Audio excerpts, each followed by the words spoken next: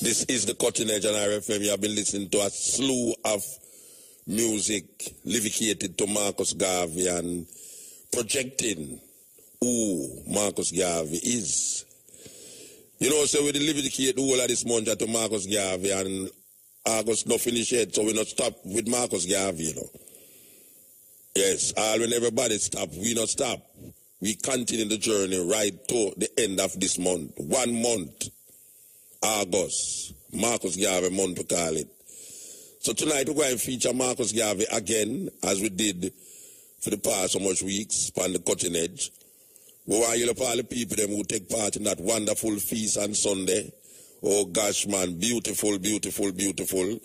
Yes, we know say it must leave an imprint on someone out there. Must leave an imprint on someone out there.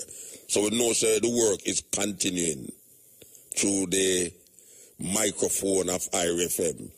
So tonight we want to feature a lecture by John Henry Clark, and it is called The Legacy of Marcus Garvey.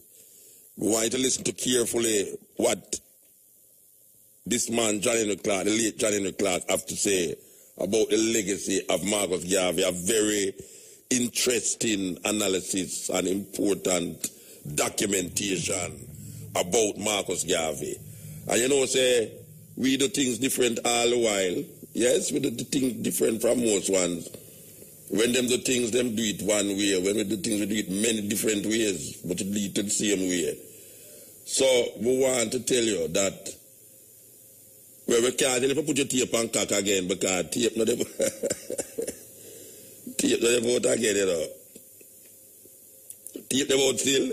I wonder who have tape out their tape program again. Nobody that tape program again after the tape. Cassette. No, cassette done with a CD. Not even CD, you know, we can't even talk about CD again. Computer style. So, yeah man, we want you to tune in, because we are saying, the only way we can do it on the radio is do it like how we are doing it here. So no, we don't know no way else to do it. You understand? We figure, say, if we have the microphone in our mouth 4 hours or one night, we have to do something to make it elevate and motivate and wake up the conscience and the consciousness of those who is listening. And tonight is no different. Revelation time is now. 16. Long time brethren from them time there. You know, say, always them are going with, you know. If them did really have Marcus Garvey as a serious part of the whole program of redemption and liberation for African people, Jamaican people, them wouldn't catch over it, so, you know. No, because them keep things, you know. I mean, I say them not keep nothing, you know, but look on where them keep. You know, every year them put something in a library, don't a center, so. I don't know how much money them spend on that, but obviously it don't look like how much money. It look like no money. Maybe them give the big officials them per diem. To come down, they come sit down. You know, but look how we go on up here, so at IRFM here, so Sunday, and the thousands of people who gather to come celebrate just because we call them to order. And you know the other day, last year, yes, 1 and some years ago, we call the people them to order for the Coral Garden atrocity. And we march through Kingston to Alpha Tree, and the thousands of people that gather to really recognize the importance of visibility. Guys, visibility is very important, you know. If a man not see, you know, and not hear about you, if there's no way he can evaluate and create a kind of image around where you want to do. That's why Marcus Garvey said propaganda is a very important tool and necessary for spreading this doctrine of liberation and freedom. So, what we are saying that is that we know, right as all, the power of the microphone and the power of the airwaves. And we use it in the most effective way we can. And we give thanks to the management and the owner, our owners, whosoever, for really understand and appreciate what radio is supposed to do in a Jamaica. Because over the years, we see like them want to maintain the same status quo like them at BBC and CNN. And even BBC and CNN go into places to really unravel mysteries and unravel this and unravel that. Radio is not just for entertainment. Radio is also for information and education. So we don't wait till people bring news come give way. We make the news, you understand? And Marcus Garvey is deserving of news. So when you hear we say 1 month on this program, Marcus Garvey, because we know say it's important that we do that. It's important that we spend some time on Marcus Garvey for 1 month. And that no mean say we're going to stop after 1 month, you know, because you know, say, our mantra on this program is, if you have no confidence in yourself, you are twice defeated in the race of life. But with confidence, you have won even before you have started. And you see, anytime we repeat that over and over, you find, say, other people, it can't come out of your brains. That Marcus Garvey talk about propaganda. You see, the more we say that, is the more an person out there are going to repeat it, and the more and it just indelible in your ears continuously. If you have no confidence in yourself, you are twice defeated in the race of life. But with confidence, you have won even before you have started. Are some serious, serious words to live by the man called Marcus Garvey, who has been recognized as one of the most important philosophers of the 20th century. Marcus Garvey is recognized as one of the most important philosophers of the 20th century. So we don't go create singers and runners and all these things. Philosophers, Marcus Garvey, say, if you have no confidence in yourself, you are twice defeated in the race of life. But with confidence, you have won even before you have started. These words are words to live by. And years may I live by that day, mantra there. Believe you me. You talk about prayer. We don't go down on our knee and pray to no imaginary, invisible craziness, superstitious madness. No, we're not there that. Never find I kneeling down and clasping hand and praying to no imaginary force. No. We have words that was given to us by men, great men of color, that we know existed and exists today. That when we say what they say, we know that it is coming from and where it is coming from and who it is coming from. I usually, some man start quote things to me, and when me ask them, so who said that? And a man just say in the Bible, I say, then, oh, you know who said? Who said that? Who write that? Him can't tell you who because nobody don't know who, yet a man tell you, say, well, it's inspired by God. If you don't know who write it, and you don't know who the man would do it, all you know that it's inspired. All you know is inspired. What make where the man who write the Psalms or the men them who write the Psalms more inspired than our singers here today? So when you listen to the music of reggae music, you hear inspiration just a flow so. And we get inspired by things around us and in us. Some people get inspired by the same word in the Bible too. But we know and we understand. We're not going to make them tell you about, well, Me have to talk for everybody, you know. Me now go make them tell me about no wisdom from above. And me come and look for above. And I talk about God take the case. And I look for divine intervention.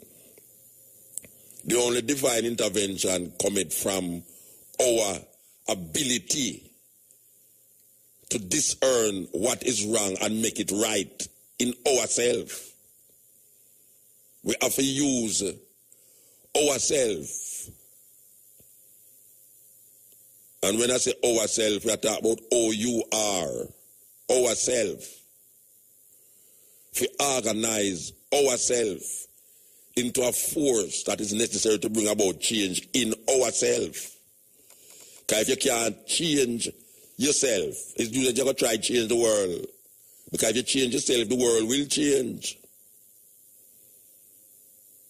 You have some man around up and down the place that try to change the world and I try to indoctrinate the world. And then in family and in personal relationship is not working out. You have to work on that first. You have to work on the communication with your children before you come talk about you want to work on communication with the world. Joining organizations and community this and community that when you can't even help yourself. Confidence in self is what is necessary and important. And that message should be right across the board. When man talk about mantra, our Father with art in heaven, if you have no confidence in yourself, you are twice defeated in the race of life. Because life is one race, you know. With confidence, you have won. Even before you have started. Man, them words there, trust me, man, resonating in my consciousness. No matter where me there, where me go. And we keep repeating it because Marcus Garvey tell us that we must repeat these things continuously. Marcus Garvey said that. Don't just say the thing. Well, that's why sometimes we play a tape over and over. You know, man, I say, man, go say, boy, I'm hear that tape already, but guess what?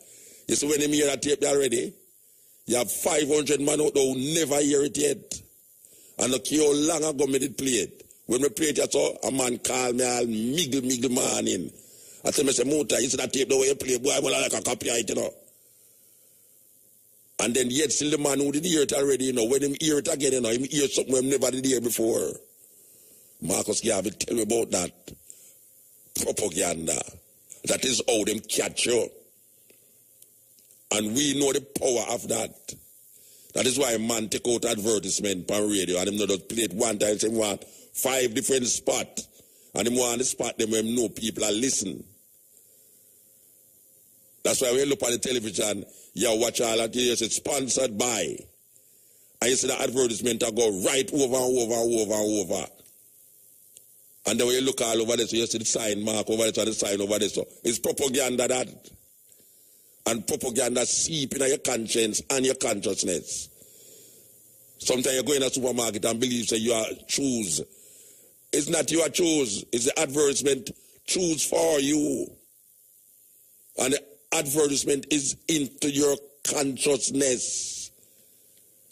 So a lot of things that we do today, a lot of it is not we of our own free will is doing it.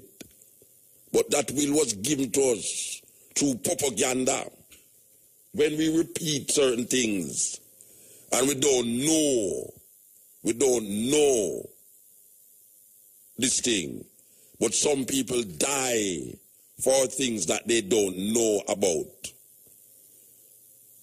It's propaganda caused that. And Marcus Garvey recognized the power of propaganda.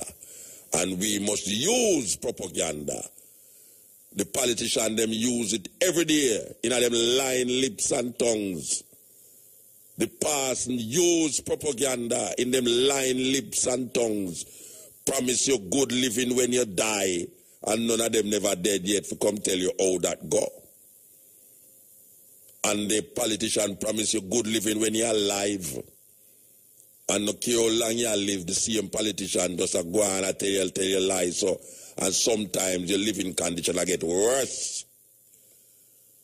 So we are saying, Marcus Garvey, right through and through, the little man from St. Anne, the philosophy and opinions of Marcus Garvey, more relevant today than that book what them call the Holy Bible. We have said that non-apologetically. Non-apologetically, because if we would read the philosophy and opinions like how most Jamaicans think they are reading the Bible, we would have more confidence in ourselves. We wouldn't see anything in it to tell us that we were born in sin and shaped in iniquity. What a piece of audacity. We were born in sin and shaped in iniquity. We would never see nothing like that in the philosophy and opinions of Marcus Garvey. Because when I read the philosophy and opinions of Marcus Garvey, it uplifts a race of people that is domiciled on these farmer slave plantation islands. And it is lifting us up. Him say, up, you mighty race. You can accomplish what you will. You know when somebody wills something, what that mean? It's like magic.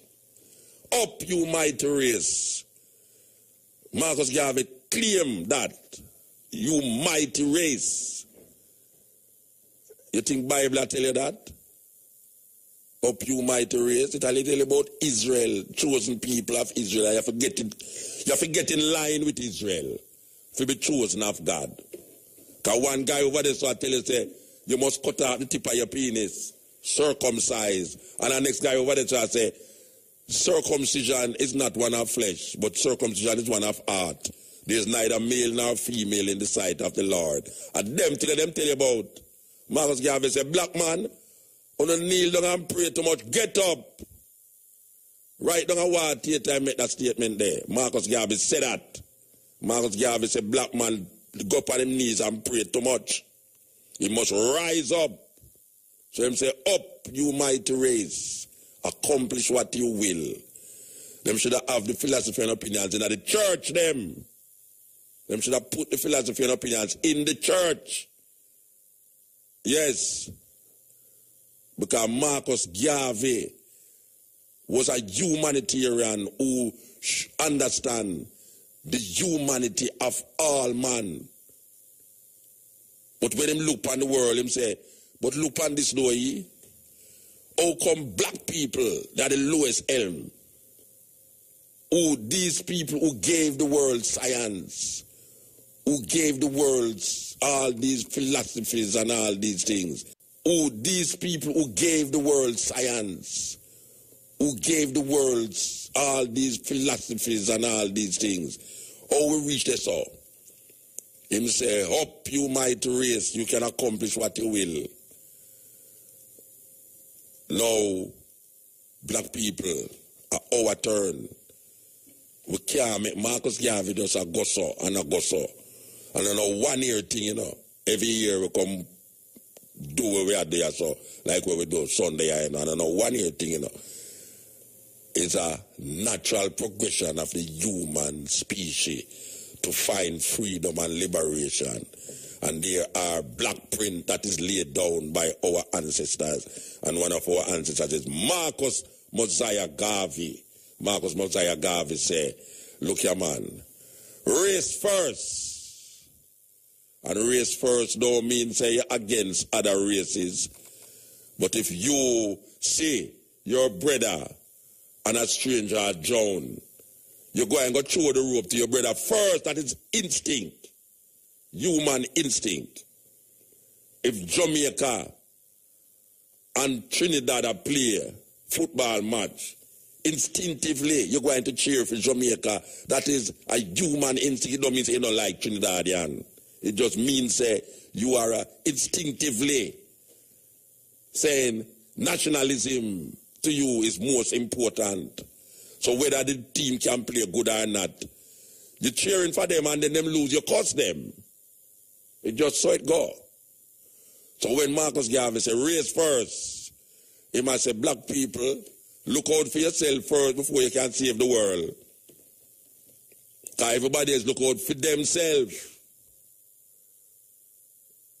Marcus Garvey say, a people without a knowledge of them history is like a tree without root.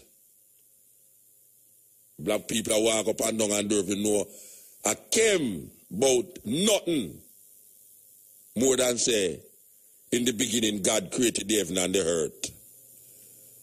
And darkness was upon the face of the deep, and God said, let there be light, and there was light. And on the sixth day, he make a man out of clay. And we don't want to turn that clay there in a diamond. Just like how them claim to them put tan on our head, Rastaman head. And now that tan has become a crown. And we don't give up over the years. And with all the cussing and the mocking and the jeering, with all we're talking about Marcus Garvey, Emperor Haile Selassie I. And we're still there, I carry the load for black people in all the mocking and the scanning. We continue the journey and the process. Black people, wake up to the reality. Marcus Garvey live. And we don't have no illusion. We don't have no illusion. We don't worship no man. But we praise the works of all the men who came and the women who came in honor of our liberation and the struggle for a just cause for every man per earth. So Marcus Garvey say, race first. Up you mighty race. You can accomplish what you will. For all your electrical and plumbing needs, see Daniel's Electrical and Plumbing Supplies at 19 Lower King Street, Montego Bay. We stock panels, breakers, bath, basins, mixers, and much more. Telephone 940-1754. Fax 971-5432. 600 points? $600 towards my bill? Thank who? You're welcome, hon. Not you, my who. Yo, who? Who you talking about?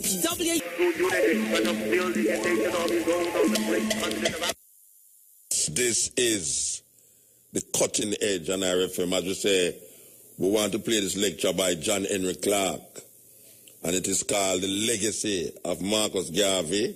We want to listen to it carefully. Carefully. You understand? So we're going to start it right at this point. All away their color preferences and rolled in on their prejudices. Knew that Jamaica was one of the most color stratified islands in the Caribbean. England had made it so. This has to do with something. If Marcus Garvey were alive today and ran for election in Jamaica, he would lose.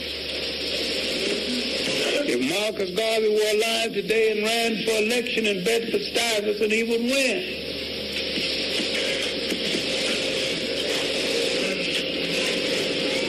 You something about the temperament of the Caribbean mentality at home and the Caribbean mentality away from home. A few years ago, Caribbean scholar Keith Henry wrote an article for me when I was editor of Freedom Ways called Tigers Abroad and Meek Moses at Home. I wouldn't publish it. I said it's a good article and it's absolutely honest. But if I publish it, somebody will have my head. But it's honest, it's true. So why don't you publish it? See, it reveals something that none of us are ready to face. And this summer, last summer, in Barbados, on an intellectual tour, I delivered a lecture called The Caribbean Mind Away from Home, dealing dealing with the fact that the finest minds that the Caribbeans ever produced never could function in the Caribbean. Marcus Garvey, and that the best minds who attempted to function in the Caribbean were killed in the Caribbean. The last example was the great Walter Rodney, killed in the Caribbean. And their finest minds functioned outside of the Caribbean, and that Black America became the beneficiary of some of these finest minds, starting with Prince Hall, who built the Black Masons. And there, in Barbados, one evening, before I made the speech, I was speaking to an aristocratic woman, and I said that tomorrow I will speak on the Caribbean mind away from home, and I will start with Prince Hall, and I will end with George Lamon. And she jumped as though I had said something about her mother that was unpleasant. She said, "You dare mention the name of George Lamon on this island?" I said, "He's only the finest literary figure Barbados has ever produced." She said, "That horrible man. He dared to say that tourism is horrorism." I said, "What else is it?"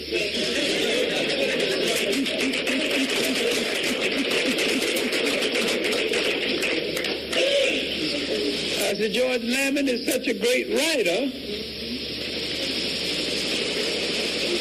I was reading one of his novels, and he was describing rain. And he was describing it so graphically. When I finished reading the novel, I started outside. I went upstairs and looked for a raincoat and quite forgot that the sun was shining.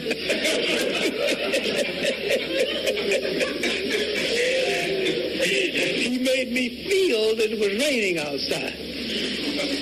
That was greatness in writing.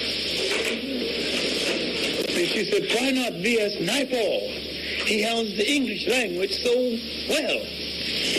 V.S. Naipaul is an East Indian who hates East Indians, West Indians, English, hates Indians, hates his own people, everybody else's people. Don't love nothing and nobody. But he handles the English language quite well. There is no humanity in anything he ever wrote. All right, now, let's start the lecture.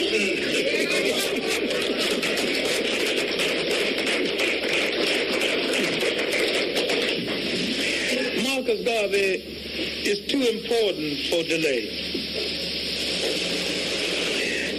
At first, in talking about Marcus Garvey, it would seem that I am talking away from the subject, but I will be talking directly on the subject all of the time.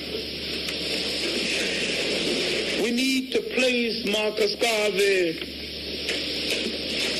in proper focus, and to do this, we need to place the Caribbean people in proper focus. Therefore, we need to look at their here-ness in their now-ness. Since the election of Edward Seaga in Jamaica and the invasion of Grenada,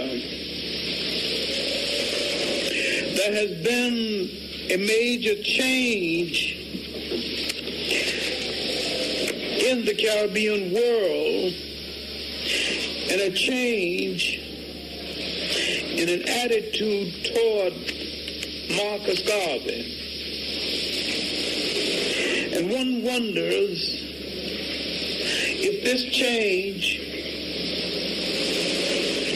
has made Marcus Garvey and his ideals safe among Caribbean people, one wonders if Marcus Garvey would be physically safe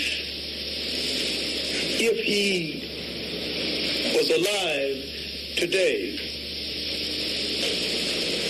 He called for the unity and the redemption of the African world. We were not ready to listen then. There's wonder whether we are ready to listen now.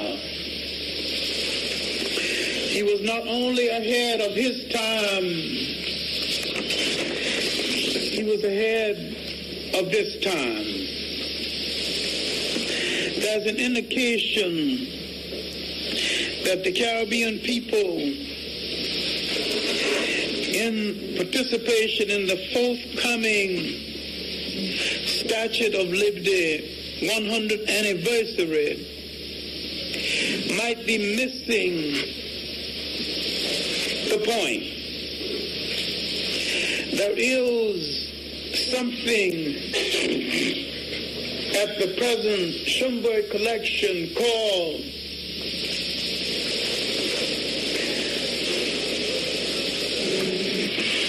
the immigration voluntary immigration, indicating that the Caribbean people came here voluntarily, separating them from the black Americans who came on slave ships. They're missing the boat because all blacks came out of Africa on slave ships.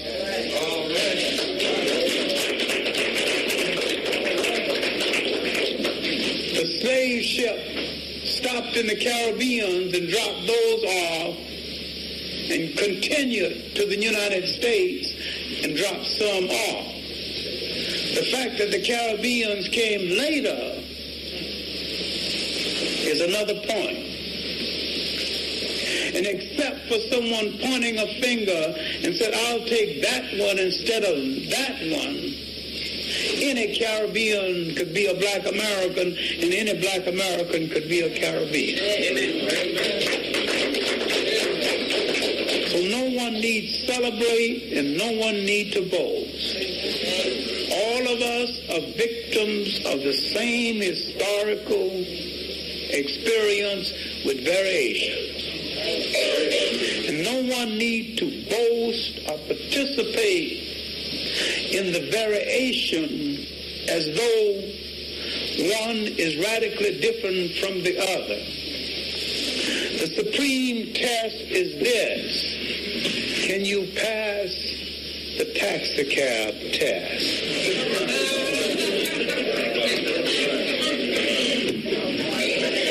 There was an argument in one of my classes at Hunter College between black Americans, Africans, and Caribbean. And I told all of them, and I especially picked those with black faces, not brown or almost whites or yellows.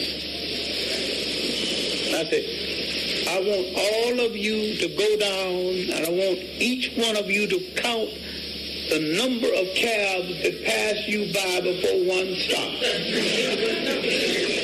Don't open your mouth.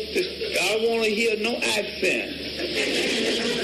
Just stand there and tell me how many cabs pass before one picks you up. 21 cabs on an average before anyone picked up any one of them. The Caribbean, the African, and the Afro-American. And when they came up.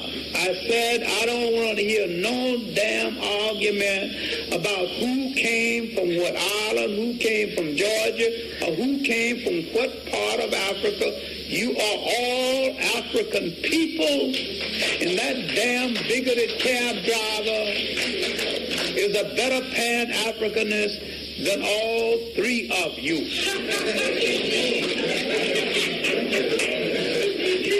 And once we understand that, we belong to the same African family, no matter what island you came from, what part of Georgia you came from, or what part of Africa you came from. And that is the essential message that Marcus Garvey was trying to get across to you. One God, one aim, one destination. And when you can't understand that, you betray Marcus Garvey. And that is the essential message. All right, now, let us proceed. What we have to understand with those who are participating in the separate charade around the Statue of Liberty that hasn't got a damn thing to do with any of us,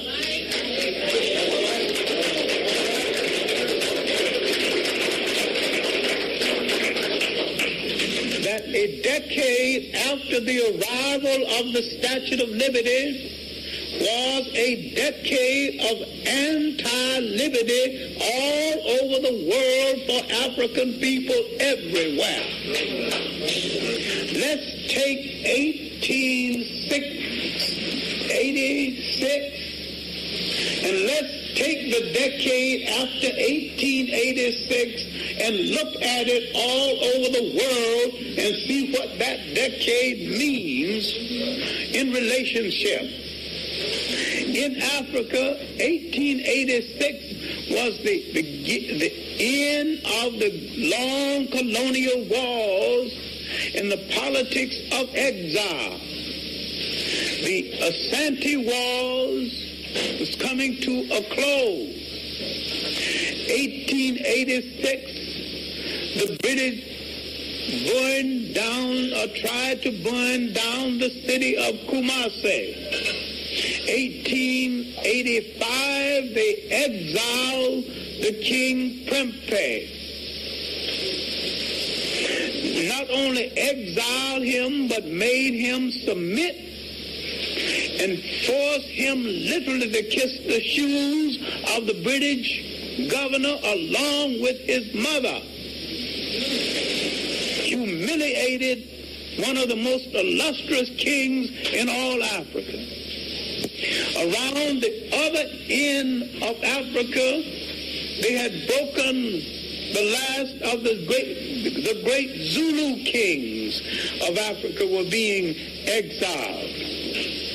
In East Africa, the Uganda kings were being betrayed by the Catholic Church and the British Church and the Arabs. Something else we haven't been able to do. So, all right, in West Africa, Soumaré Touré, Sékou Touré's grandfather, was fighting his wars to stop the advancement of the French. In North Africa, the Rif Wars to stop the French in North Africa was still being fought. Further down the Guinea coast, Ousmane de Torador was fighting the French in the Muslim wars. In the Sudan, the second Mahdi, Khalifa Abdul Hayya, was at war with the British. All right, the British were fighting to retake the Sudan, and this fight to retake the Sudan was after the death of the Mahdi, and this war was reported by a young British reporter named Winston Churchill in a remarkable book called The River War, when a British butcherer, Kitchener, went in to allegedly defend England's honor and killed 50,000 Sudanese in one evening, and Churchill boasts of this in the book. We killed 50,000 of the bigots in one evening. Africans were being killed all over the world. 1884, a degenerate Belgian king, Leopold, called a meeting, and all the thieves who had not had enough muscle, who had not taken part of Africa, began to cut up the rest of Africa, and therefore they got the Congo. The French got more of equatorial Africa. The Germans got 4 pieces. Southwest Africa, now called Namibia, Tanzania, the parts of the Cameroons, and Togo. So after the arrival of the Statue of Liberty was an anti-liberty campaign against African people all over the world. Okay? Here in the United States, what is happening? Booker T. Washington, the betrayal of the Reconstruction, and the part of the liberty that we had won was going. And blacks who had won the right to serve in Congress were physically being driven out of public office. And near the end of the century, 1895, Booker T. Washington made his famous Atlanta speech. This speech was interpreted as though he endorsed Jim Crow.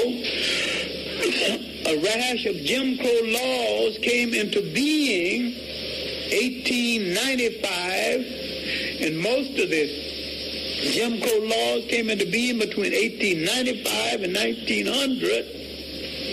1906, beginning of vast race riots, the Atlanta race riots, the riots against black soldiers in Brownsville, Texas, the famous Brownsville raid.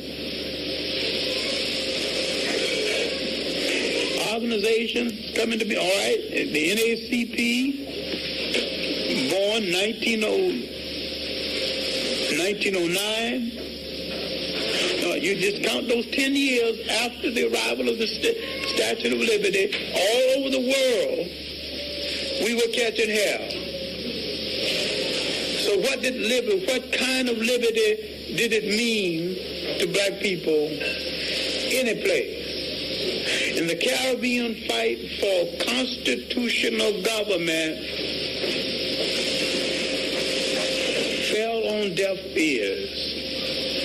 And the reform that the British promised was not delivered, to the point that British governors of Caribbean islands had the right to even take their gambling debts out of the treasury of the islands, and did.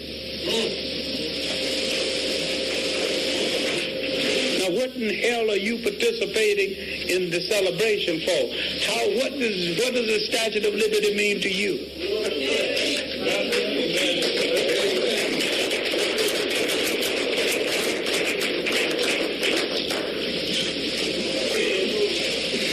Forever misinterpreting history. All right. Marcus Garvey was growing up in Jamaica, dreaming and hoping and seeing things much clearer than most people see things. Growing up, learning, growing up, looking out at sea, dreaming of ships, learning his craft, shaping destiny. Ultimately, he would begin to leave Jamaica. He would make his first trip outside of Jamaica. He would make a tour at a young age outside of Jamaica. And indicative of his skill, everywhere he went, he found a job, doing something. Watchman, running a newspaper. He was not unemployed any place. This is a person with so much native talent that everywhere he went, he inquired about the conditions of his people, a born leader with wild confidence in himself. This is his exception. Growing up in an island, highly color conscious then and now, because the color had made a deal with England to the point where England had granted the colored special job categories that to some extent they still hold. Special professional privileges, to some extent they still hold. Literally creating a brown society and an almost white society with job categories. He came from a society of craftsmen that didn't have to apologize for his blackness. And he had confidence in himself and his skill to the point where he did not have to cater to anyone based on color. He had skills over and above that and rose above it. He had this kind of confidence, and this would help him through life. And one of the reasons why many times he overplayed the color scheme in the United States is that the color scheme in the United States operated differently. The crude white men in the United States put all the color gradations in one bag and put one word on the bag.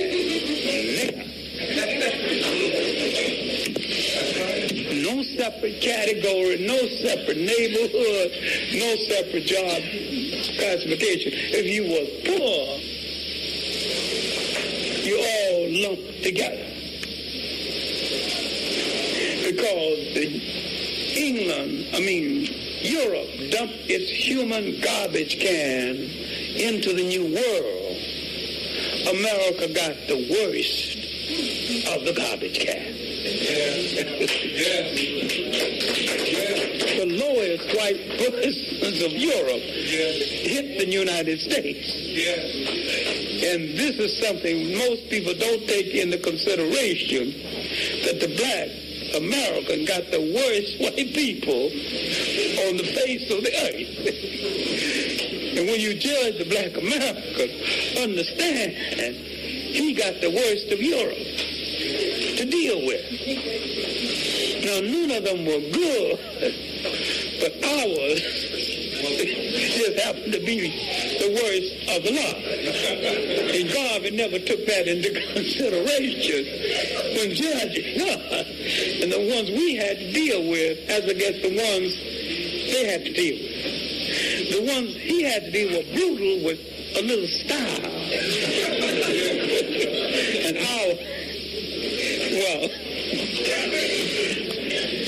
now, in addition to misunderstanding the color scheme, he seemed to misunderstand the other social scheme of the whole matter. But now, and yet, from the beginning of his projection, his greatest support came from Black America. All right, now, this moves too fast because what we have to deal with is Garvey's learning years, because he was a fast learner and he never took anything from a second rater. Like Malcolm X, he learned quickly and he never took from second raters. Now, going back to England, we have to deal with Garvey's departure from England, Garvey's attempt to find an organization in Jamaica. And when he went to England this first time, he came under the persuasion of an Egyptian of Sudanese descent, Duz Muhammad Ali. And he worked on the newspaper of Duz Muhammad Ali, and he read, and he went to classes in England, but he learned well. And he became the beneficiary of the fact that several conferences had been held in England, and one of the conferences was the World's Conference on Race. That conference had been held in 1911. Now, Garvey read these papers in these different conflicts dealing with race. These different conflicts dealing with race, especially the racial views of an Englishman of a world-famous sociologist named Adler, and the racial views of Du Bois.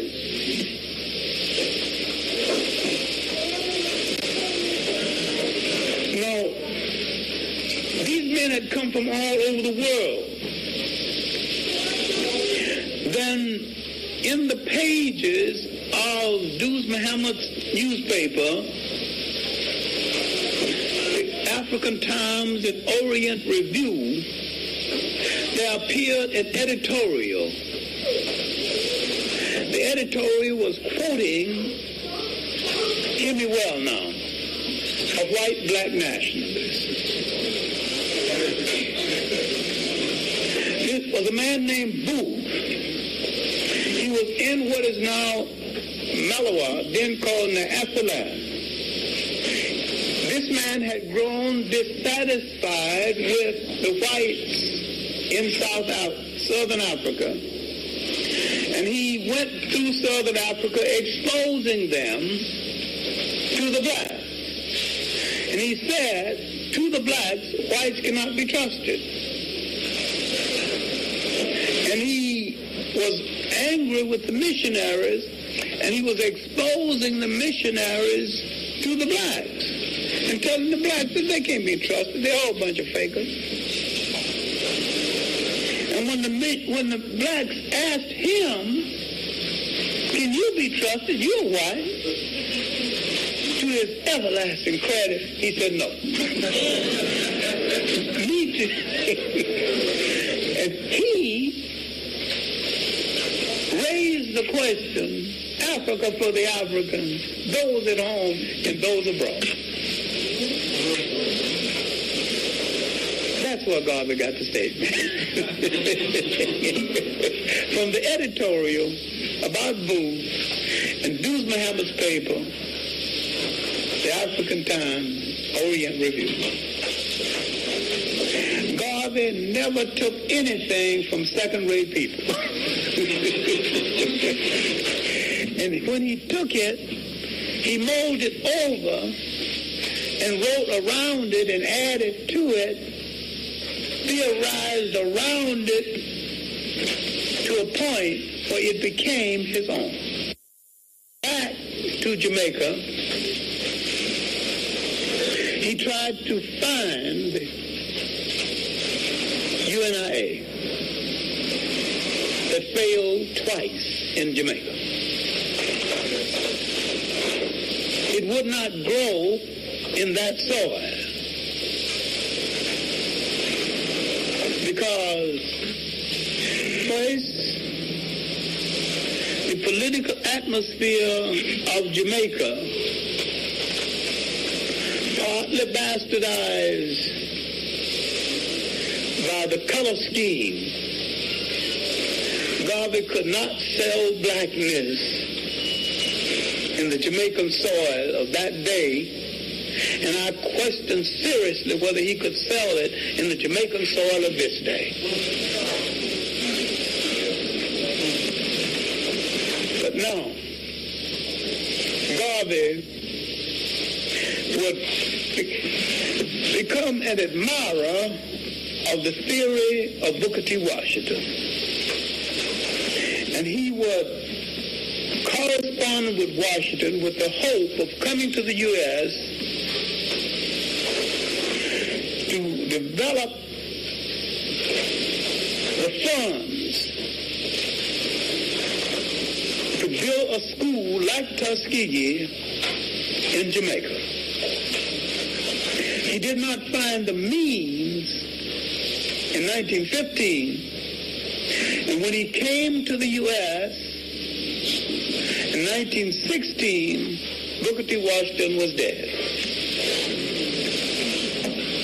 When he contacted the people at Tuskegee, he could not get along or communicate too well with Major Moulton and the people Booker T. Washington left behind. So he came back to New York and began to put an organization together. And what we have to do is to look at Marcus Garvey in this way. But you will not understand Marcus Garvey in the failure, in his failure in Jamaica, without understanding the Caribbean antecedents of Marcus Garvey. To understand the Caribbean antecedents of Marcus Garvey, his failure in Jamaica and his failure in the Caribbean in general seems without logic. Because the Caribbeans had a fighting heritage, a revolutionary heritage, stronger than the United States, longer than the United States. Why didn't his seed grow in that soil? And yet it did not. And probably will not grow today. Those specks of dust in the Caribbean Sea, those islands, once challenged and changed the world. what changed them? It was these islands that furnished the economy, that pulled Europe out of the lethargy of the Middle Ages. It gave Europe the economy to come out of those plagues and famines. It was also those islands that had the most enduring slave revolts in the history of the world. What happened to that spirit that failed to effect a wedding with the dreams of Marcus Garvey? It's one of the dilemmas in history. Why did it grow on this soil and not that soil? The soil that produced the Tucson Overture should have been right for God. When you look at the Jamaican soil that had longer revolts than Haiti, that produced the Maroon revolts, Mansong and other rebels.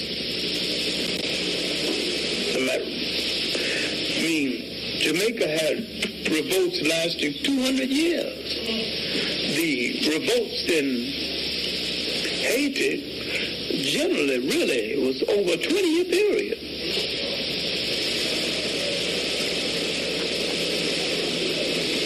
And that's the success of the Haitian revolt, the fact that it was almost a parley, like, and step by step, over 20 years. But Haiti had that damn fool Napoleon to deal with, but the British could release soldiers to stop the Jamaican revolt.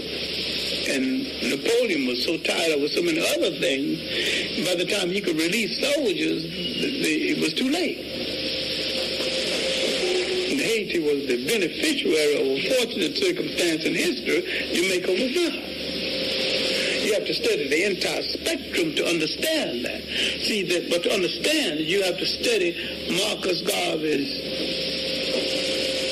antecedents in the Caribbean. Now you have to look at his antecedents in the United States in order to understand why the seeds of his ideas grew here and not in the Caribbean, and would not grow in the Caribbean today, and might grow here today, or might not grow here today, might not grow in Africa, might not grow in either one of the places today. Because Nkrumah preached them and preached them well. And yet, Nkrumah, who preached them well, was overthrown by anti-Garveyistic forces. This has to be taken into consideration. We have to understand the counter forces within the African world. Now let's look at the antecedents of Marcus Garvey in the United States. Yeah, this is the Cutting Edge on RFM. As we say, we're giving the whole month of the Cutting Edge to Marcus Garvey.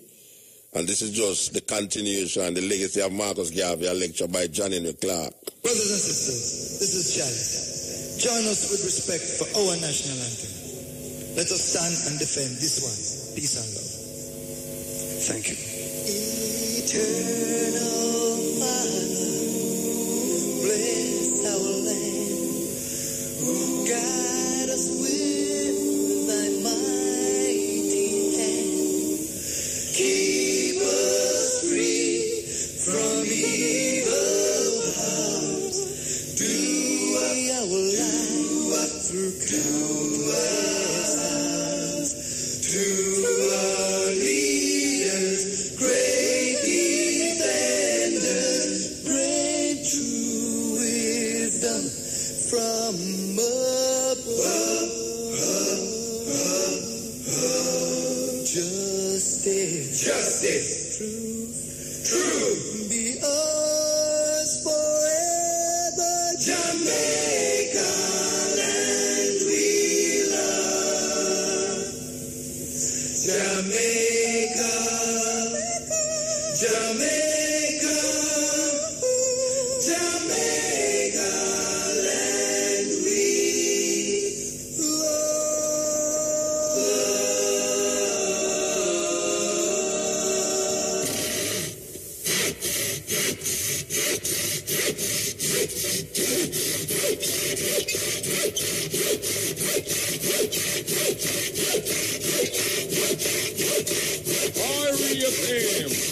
Thought-provoking, always smoking, lyrics like a bazooka.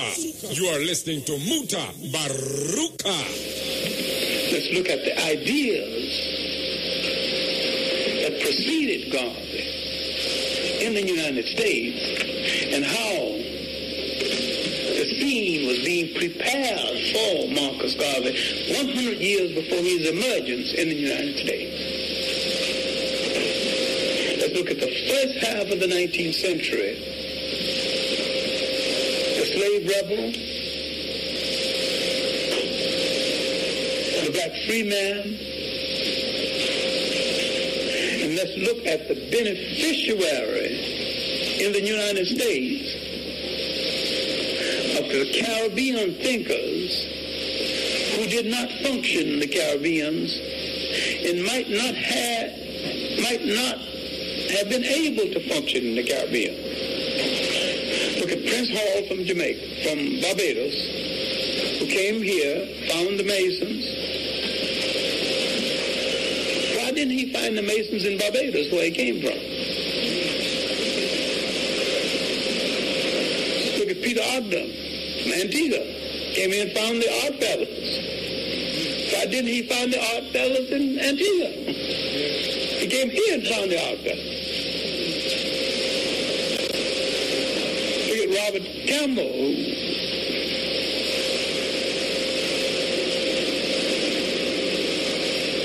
John Russell, who edited Freedom's Journal. He's from Jamaica.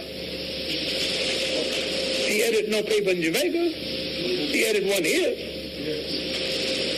Robert Campbell went with Delaney to search for a place for the settlement Abakuta in Nigeria.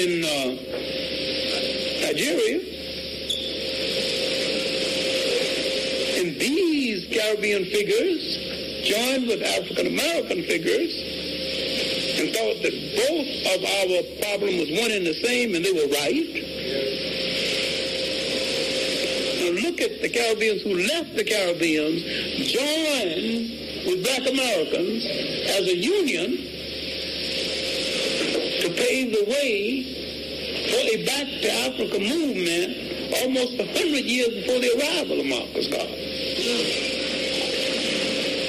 Look at the Caribbean figures come here to build an antecedent to Marcus Garvey 100 years before Marcus Garvey got here. Left out of history.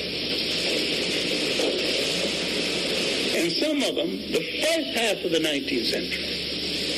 Now let's look at the second half of the 19th century. Some of them still functioning.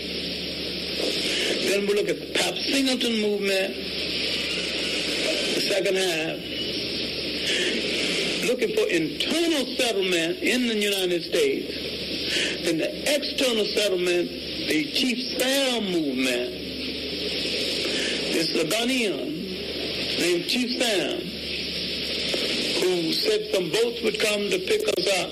Many blacks sold all of their furniture and everything and gathered at Galveston, Texas and other spots waiting for Sam's boats to come and take them back to Africa, and Sam's boats never showed up, of course, but it wasn't his fault. See, the people welched on the boats never got there. But the Chief Sam's movement was a big movement. This was a Back to Africa movement. And Bishop Turner's movement. All of these were movements that appeared generations before Marcus Garvey. Now, after the end of the century, the riots early in the century, Marcus Garvey arrived in the country during and soon after the World War I. He made his first national tour 1917 during the riots,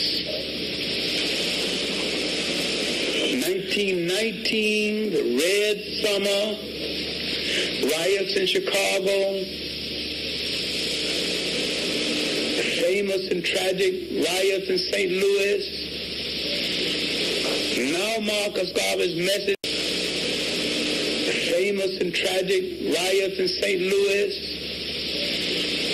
Now Marcus Garvey's message is getting across.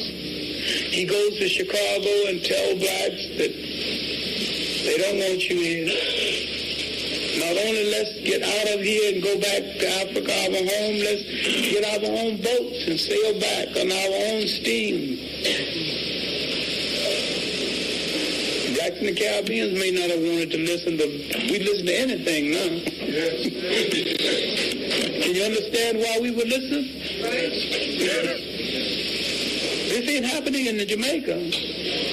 They bring, in East St. Louis, they bring bonfires and throwing black children into the fire. Yeah. This is not happening in... We are willing to listen. Because certain things are happening to us that's not happening to any other African people in the world. Newton Baker, Secretary of Treasury, told black soldiers, some of them being lynched in their uniform, that your lot is not going to change by virtue of you fighting in the war. Du Bois has issued a statement called Close Ranks. Let's close our ranks and help America save the war. Du Bois goes and investigates the condition of the blacks, only to discover that on the battlefield, many blacks wounded are left there to die because Red Cross won't touch a black body. And he want to take the statement back by closed ranks. Closed ranks for what?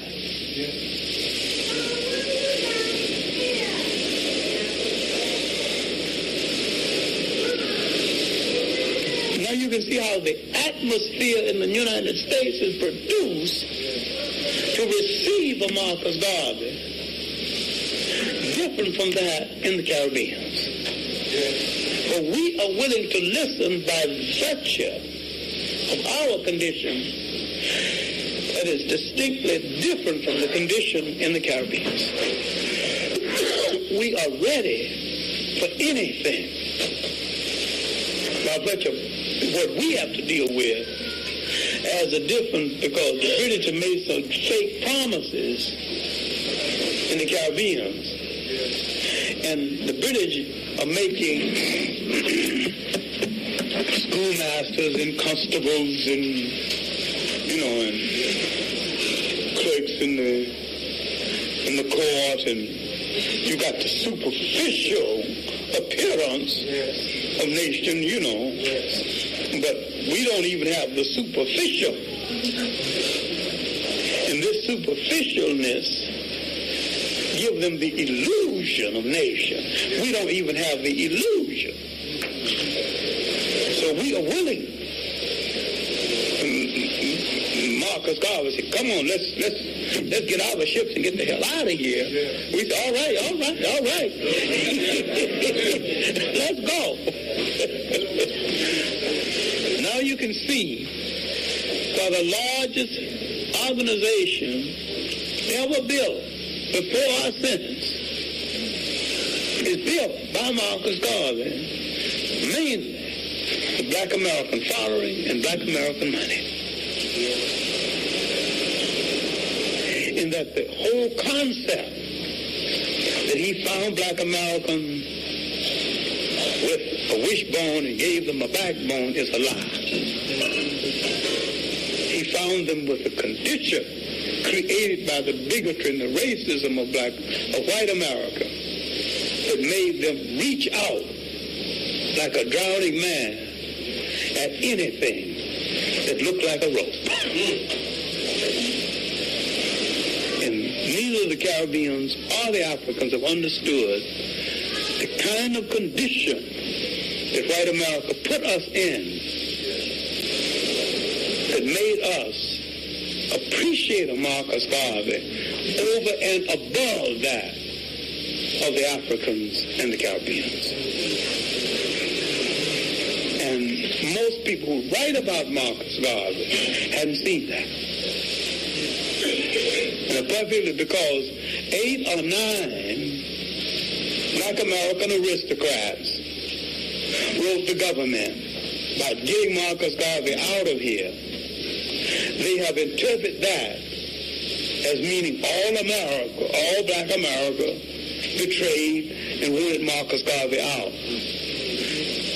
Most Black Americans with any understanding of Marcus Garvey was for Marcus Garvey. And still are.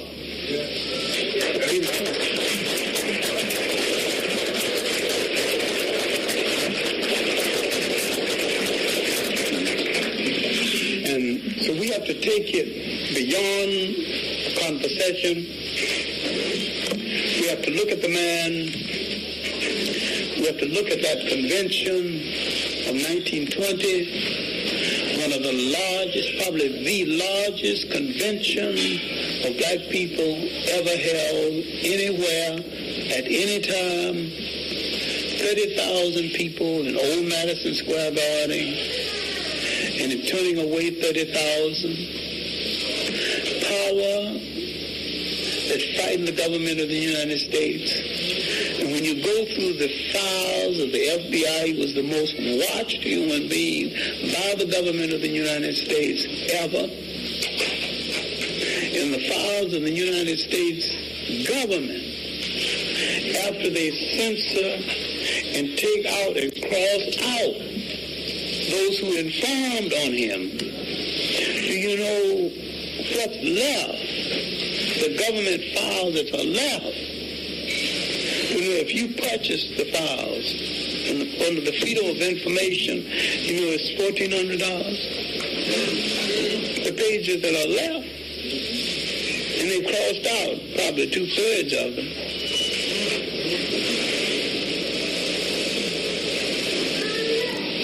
It was probably under surveillance more than any other single man. Now, after this convention, he was probably under more trouble, in more trouble. I think the steamship line was built too hurriedly,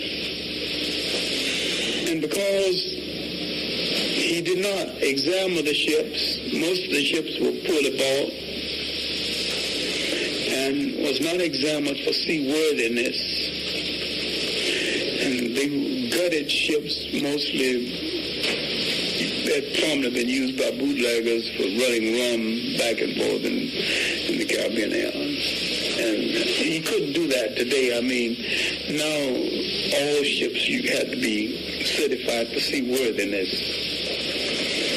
And in that day you could have had a ship certified for $50, and because Garvey didn't want to be bothered with the white people certifying anything for him, he just bought them, you know, and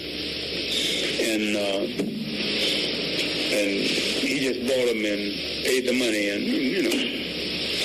But now a ship has to be certified, and the electronics have to be certified, and whether you like white people or not, a person who with the skills to do that have to do it whether he's white or not, and whether you like it or not. That's the way it's done. Or you don't get the ship. And the person that certifies the ship is responsible if something goes wrong. So therefore, if something goes wrong with electronics, the person that's certified can be sued or lose their job. Well, anyway, some of the sea captains betrayed Marcus Garvey, and some of them stole money from Marcus Garvey, and several went into real estate with money stolen from Marcus Garvey.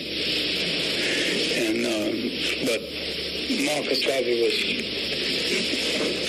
an honest human being. He did not live elaborately. He lived in a very simple apartment, and he was not a big liver as a person.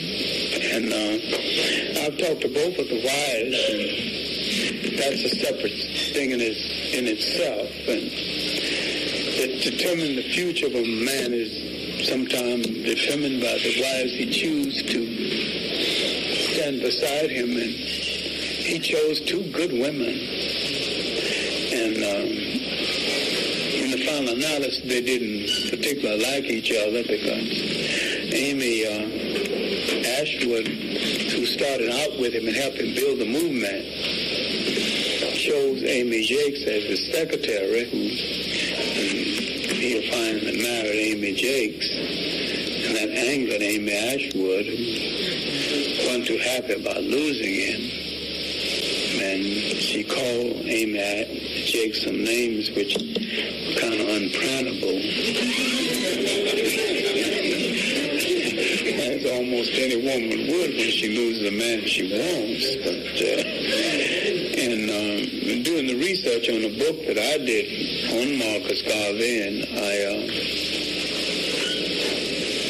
I decided that I would not print these things, that some things need to be left out of history. I purposely left it out. What those two women said about each other. I interviewed both of them. I had 36 hours of Amy Jakes on tape. And I didn't include any of it in the book, except her political views. And Amy Ashwood's tape was, I gave it to someone to copy, and they pretended they lost it, and I think he was a liar. I think he's got it, and it was the only tape in existence. So it's only 8 hours, but it's only tape in existence. And I trusted it was a brother who works at a broadcasting company, and he said that someone took it. I think he got it. I think it represents the disrespect of a brother to it. But anyway, it just taught me a cruel lesson. But no, the main thing is that the argument over the ships, the mismanagement of the funds, led to his imprisonment in Atlanta. And this led to a pardon and deportation by Coolidge. Pardon by Coolidge and deportation. And after deportation, the movement began to decline. And his return to Jamaica. The second Jamaican years, when he tried to rule the movement from Jamaica, was not successful. He ran briefly for public office, and that wasn't successful. He was elected once, and the second time, on a technicality, he was not re-elected. And he went back to his trade to pay off his debts and decided to go to London. And when he departed for London, newspapermen got around him and wanted to know if he had a statement to make. He said, yes, gather around. Yes, I got a statement. Listen, write this down. They all prompted to write the statement down. His great departing statement before he went to London. He said, Jamaica is a ridiculous country. End of statement.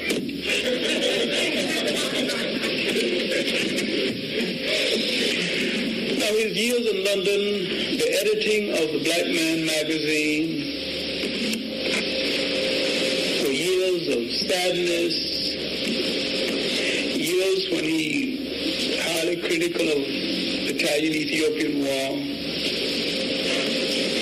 critical of Haile Selassie for leaving, years of ill health, years of when he came to Canada when he could, and people could go to Canada and see him. He used to come maybe every other year. As a stringer reporter, I went on one of those journeys and saw him. He was angry and bitter and rather obnoxious and disappointed and somewhat offensive, accusing everybody of betraying him, and he was probably right. And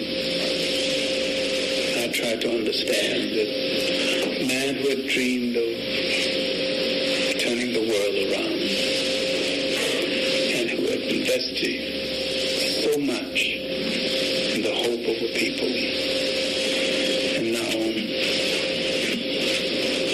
asking people why didn't they collect the basic monies for the subscription to the magazine, like $6 or $7 that they were supposed to collect and had not collected, and reduced to arguing about petty things. It was a sad occasion. And sometime I regretted that I had gone. But it was the first and only time I laid eyes on Marcus Garvey. And while I regretted having seen a great man in this condition, it was at least the one opportunity in my life to have seen him. And I never corresponded with him, but he would go back and talk in Hyde Park. But this man and his hopes and his dreams was to change our world around. And he would inspire, and in Nkrumah, and he would inspire most of the African leaders. Now, the political meaning of his life for today is that everyone who has dreamed and hoped for our people have not been able to avoid Marcus Garvey, what he meant to the Caribbean islands, what he meant to the African world. And if we are ever to be anything whole as a people, we have to come back to this man and his bold dreaming. And everyone who has said anything to our people meaningfully have said, in essence, part of what Marcus Garvey has said repeatedly. Up, up, you mighty race, you can accomplish what you will. Eye-reaping, thought-provoking, always smoking. Lyrics like a bazooka. You are listening to Mutabaruka. Whatever is to be done, it must be done through unity.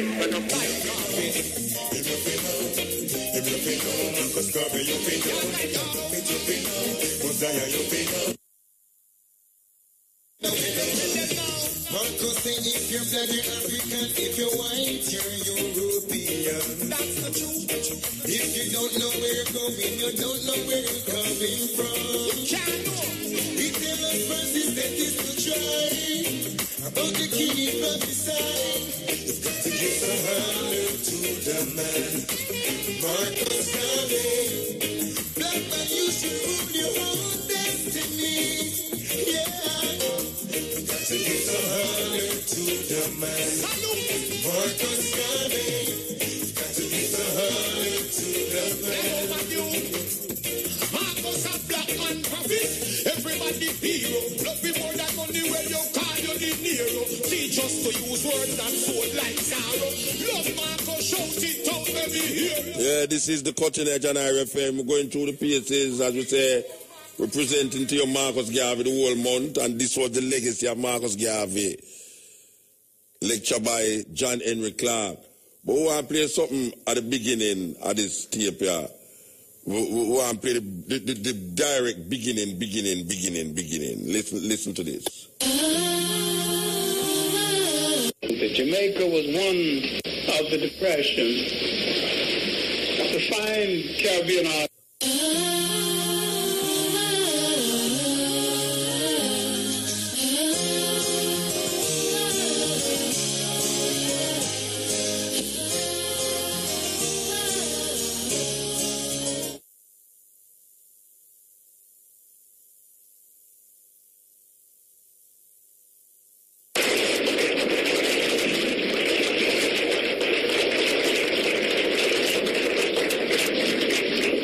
Thank you very much. I came to Brooklyn early in the day to make an appraisal of the work of a distinguished artist that I've known for 50 years. He was somewhat despondent because he was a friend of the radical years of the Depression. A fine Caribbean artist, and we were together in those Depression years, and when we were all so hopeful. Under a great teacher, Wilson Huggins, who allegedly jumped off George Washington Bridge out of frustration, and because we loved him, we didn't believe it. We believe it was foul play. That's not the point I'm driving toward. His point to me, because I came over to his artwork, one of our major unrecognized artists, is what was it all about? What did we do it for? 2 generations of struggle and wishing and fighting to face a generation of young people who don't seem to care and older people who don't seem to care and don't seem to know. We started the Harlem History Club. We was with an activist called Sufi, who in Chicago was named Reverend Cruikshank, and who really started the Buy Black and Don't Buy or You Can't Work campaign.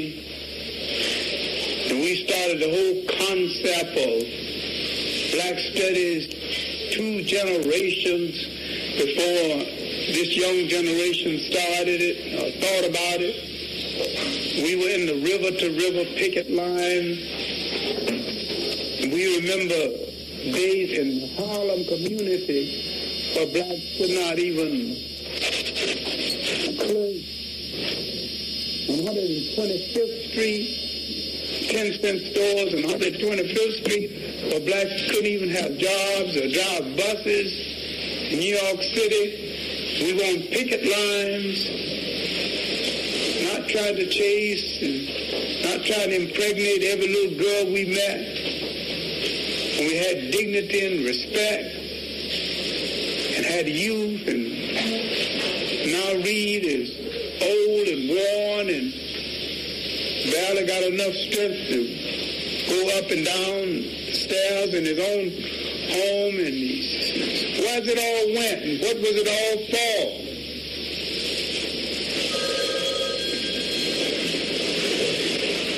And we're facing a generation who's asking questions about a cop-out generation that's not delivering anything. We never heard of crack, and we didn't know what marijuana looked like or smelled like. This is a dialogue between 2 men 50 years later. He came out of the Caribbean, I came out of the South.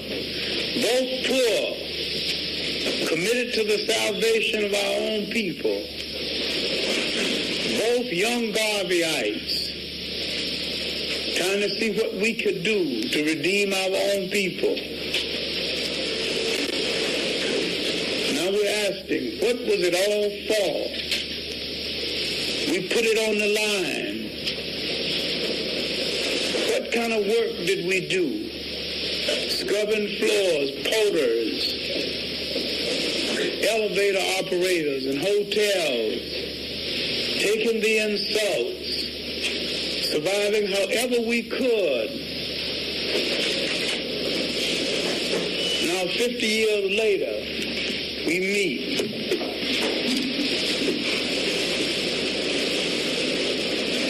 Here's a former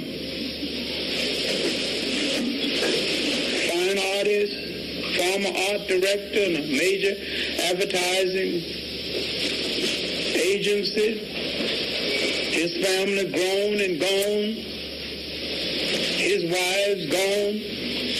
He's had two. I've had two. Children gone. Mine about gone.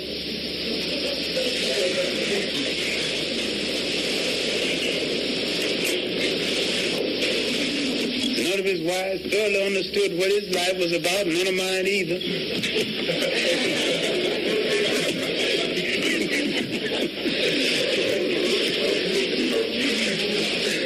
We could have done a whole lot of things with our lives.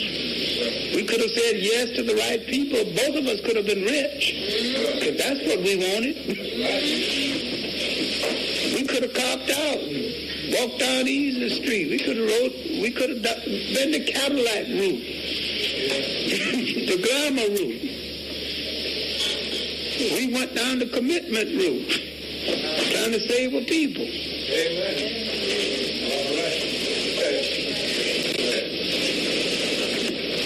What's this got to do with the speech? Probably nothing, really. Probably everything and nothing.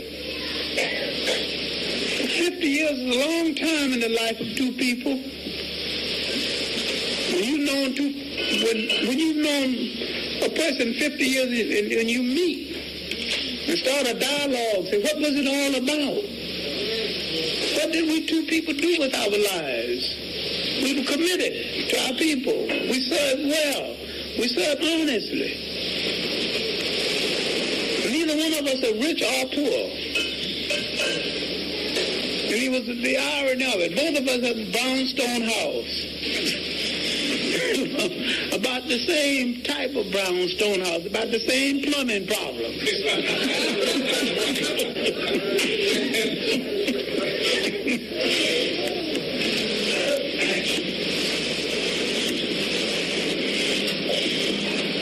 The main thing, what have we done with these last 50 years? What have we seen? We've seen two generations parade before us. What have they learned? What have they committed to? We started out in the active years, the Italian-Ethiopian War.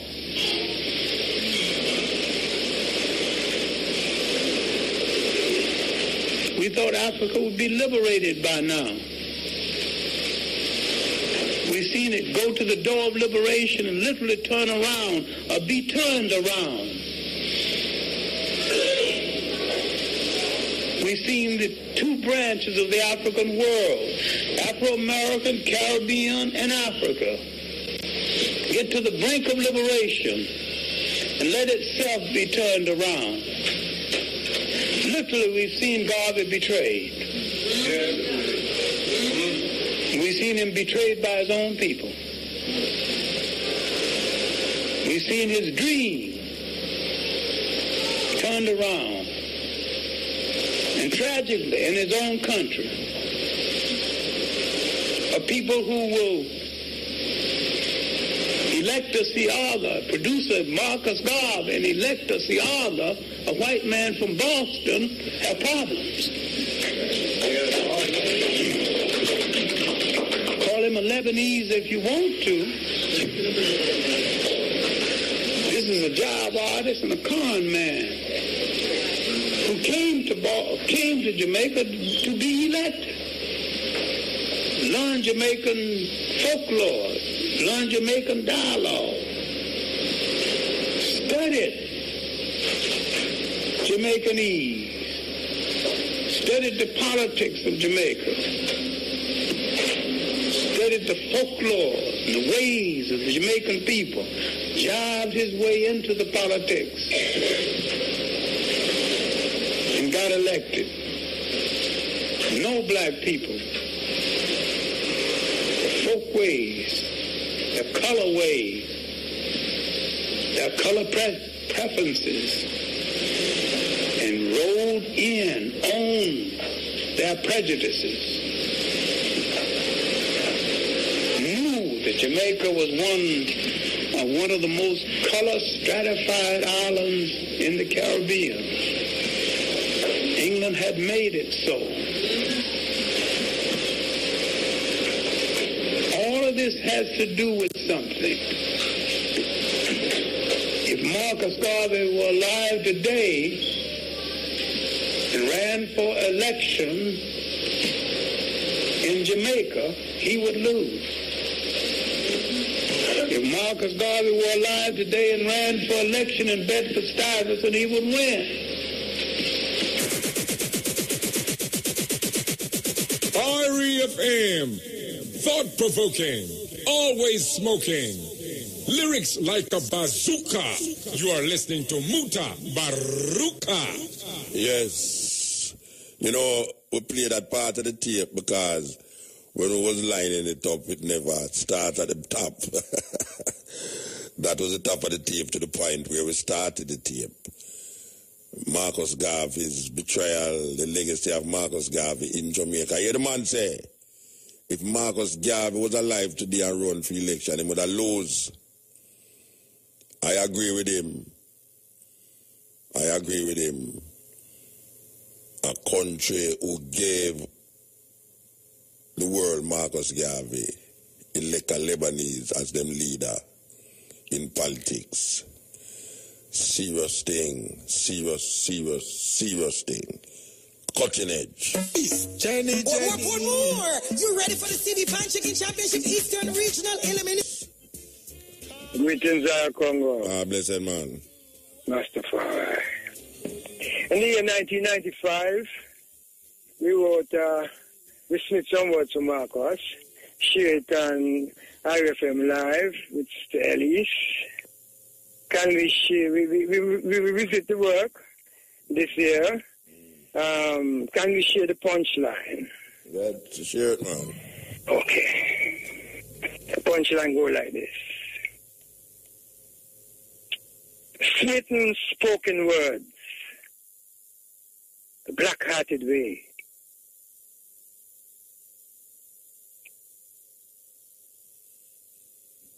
Yeah. Just for you. Let's start again. Smitten spoken words, the black-hearted way. Pricelessly dedicated to you, as I and I would say. Blessed 127th birthday. That poem, that's the punchline. The poem is entitled Marcus Messiah, rightly so, Marcus Messiah Garvey. Blessed man. We just choose to share the punchline only because of all that is poured throughout the program tonight. And we want to give the high thanks. All right, give thanks, man. For echoing. Whoa.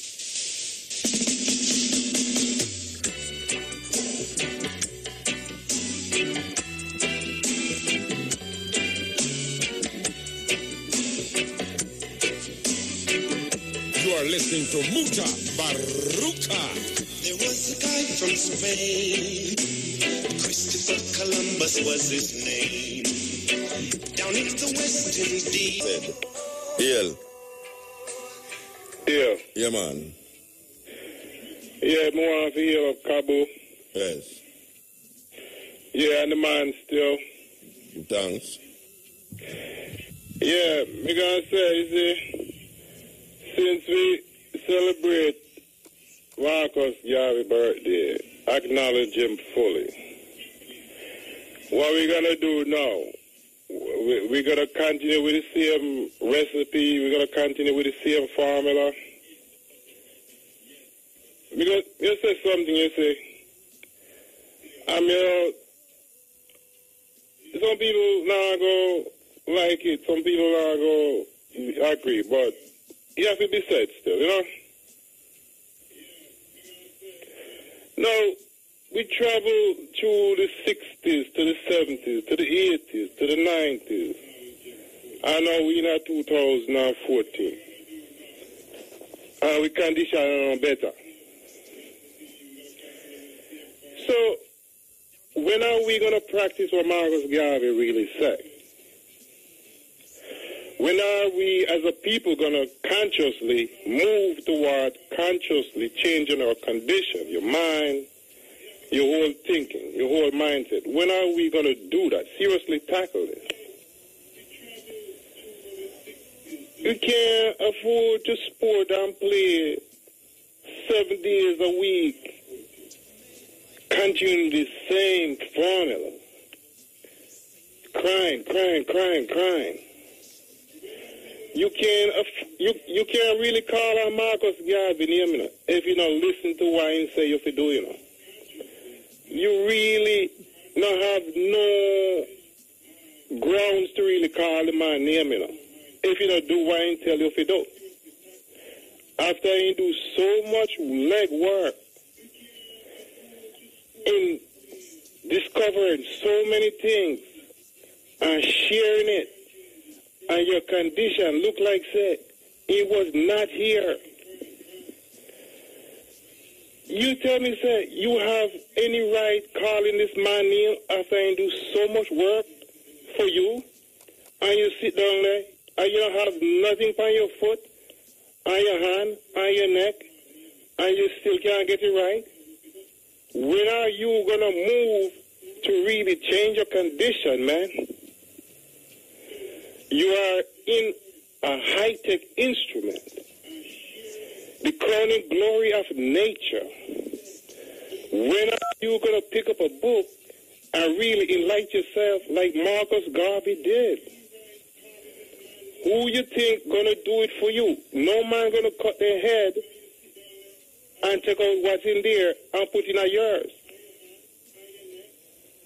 I'm asking you again. I'm not coming back here and do this all over again. It's painful as hell coming here just to talk to you, man. Painful. It's a long journey, man. Long journey coming here just to talk to you, man. And you won't move like you're supposed to. What the hell do you need, man? You know how many tears I cry for you? Every time I think about it, I shed tears, man. And you still won't move. Muta, give thanks. Yeah, man, give thanks, brethren. I hear it and I feel it. All right.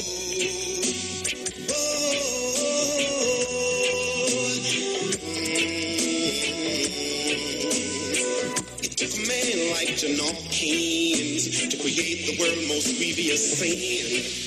In taking a nation that was born to be free and brought down there in captivity. There was a guy from Spain, Christopher Columbus was his name. Down in the West Indies is where he gained his fame. A lot of black people went down the drain.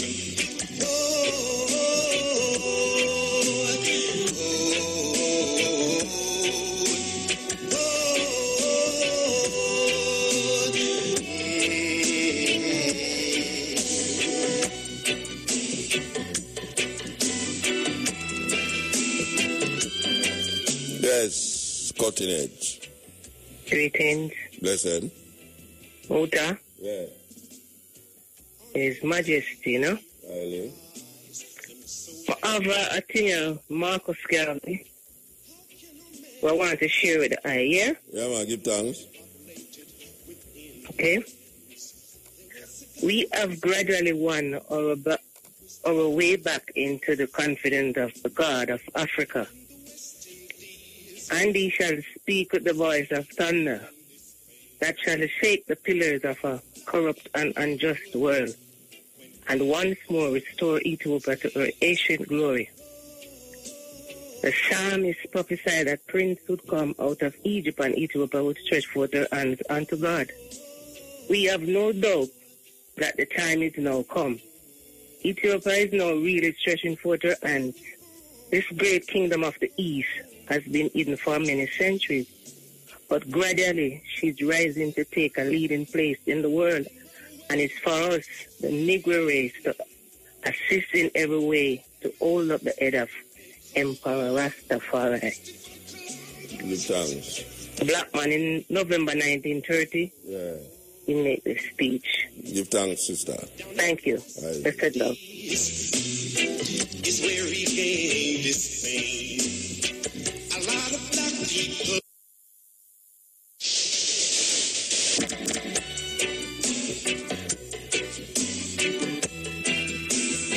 Man, cutting edge DJ Kev, Alabama. Yeah, man. Oh, God. Yeah, man, the John and the Clark there is a powerful tape. Run through a few of them from my spirit time, and a lot of knowledge acquired from them, you know? True.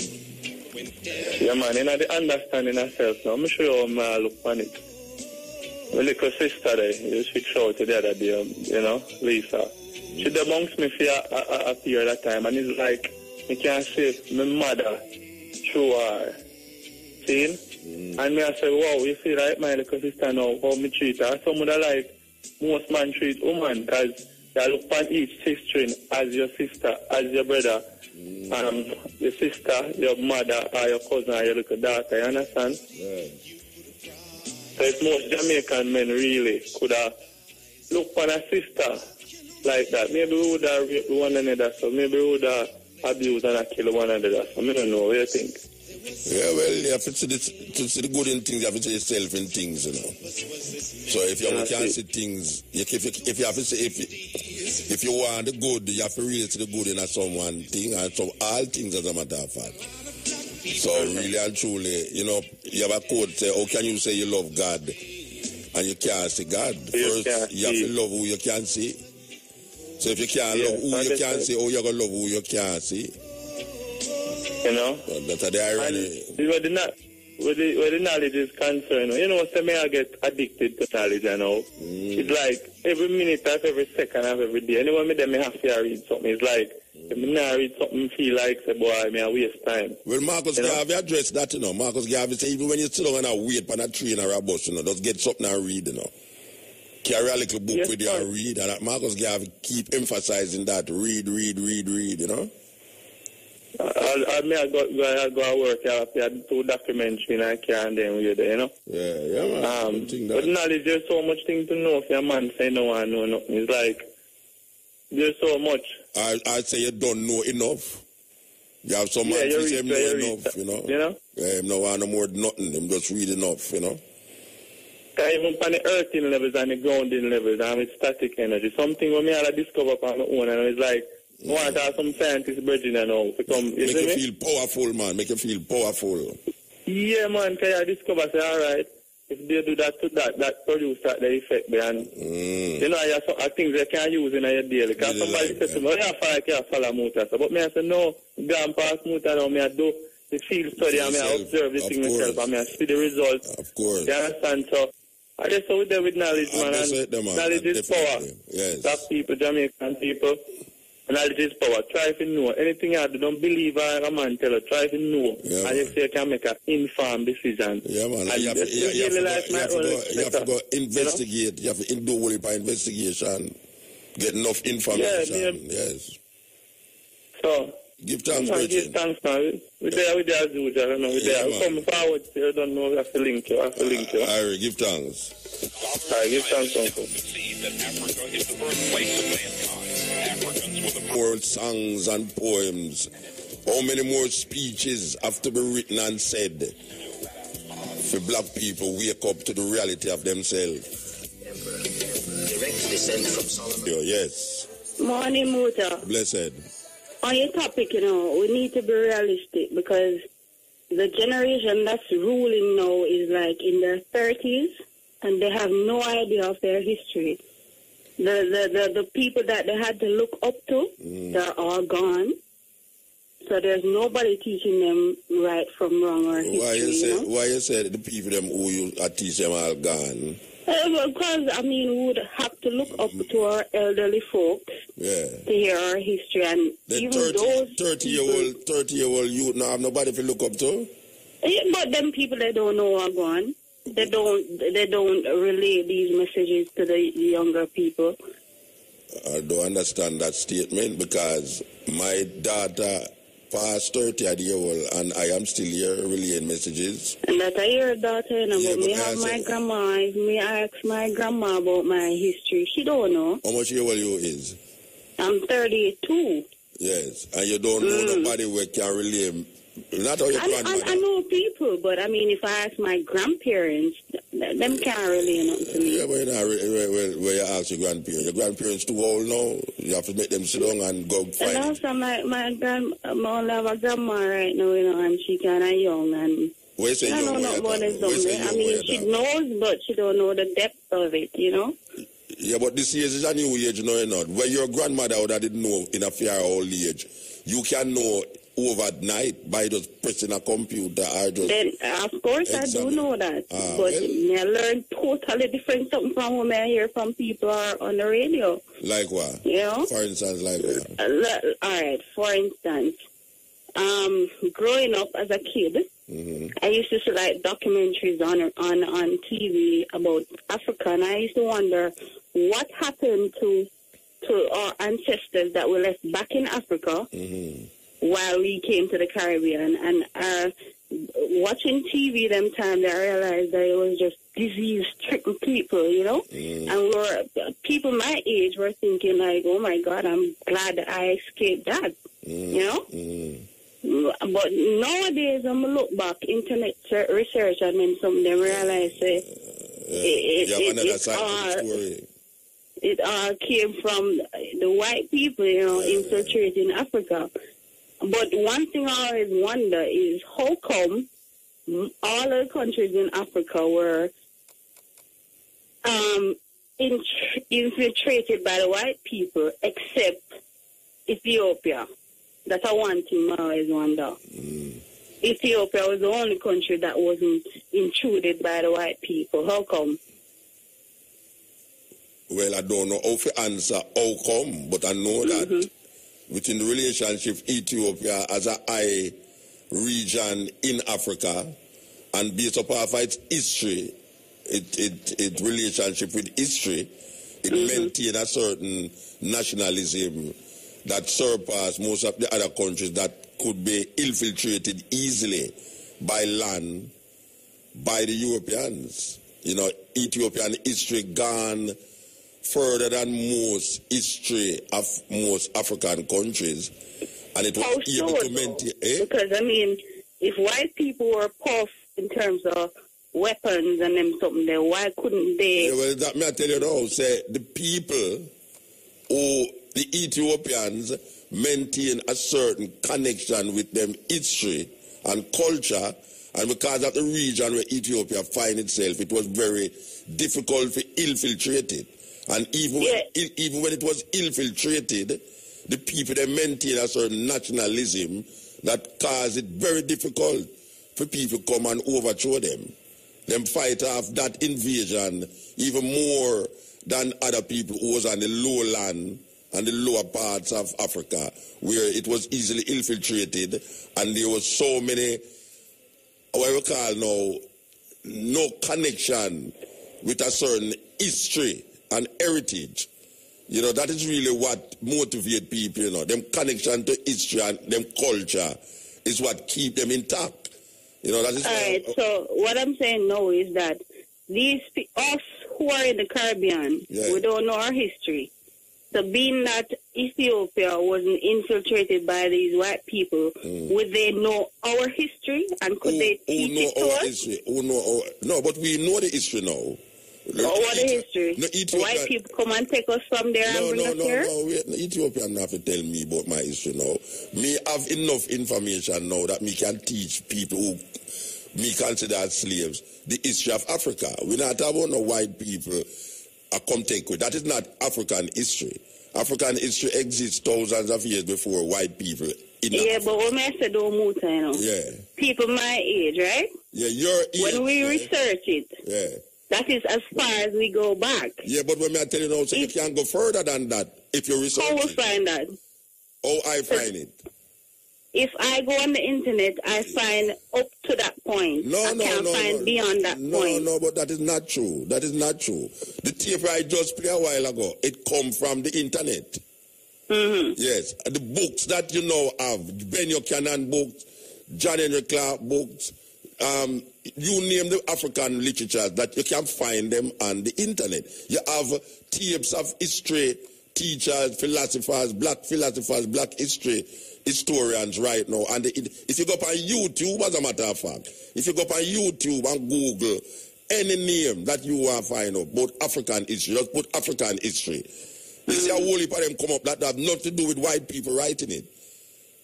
Most of the African history that you find right now on the internet is put there by black people and historians of black consciousness. So, you know, if you put Malcolm X in there, you see how much Malcolm X speeches come up, and then it refer you to other speeches by other black people.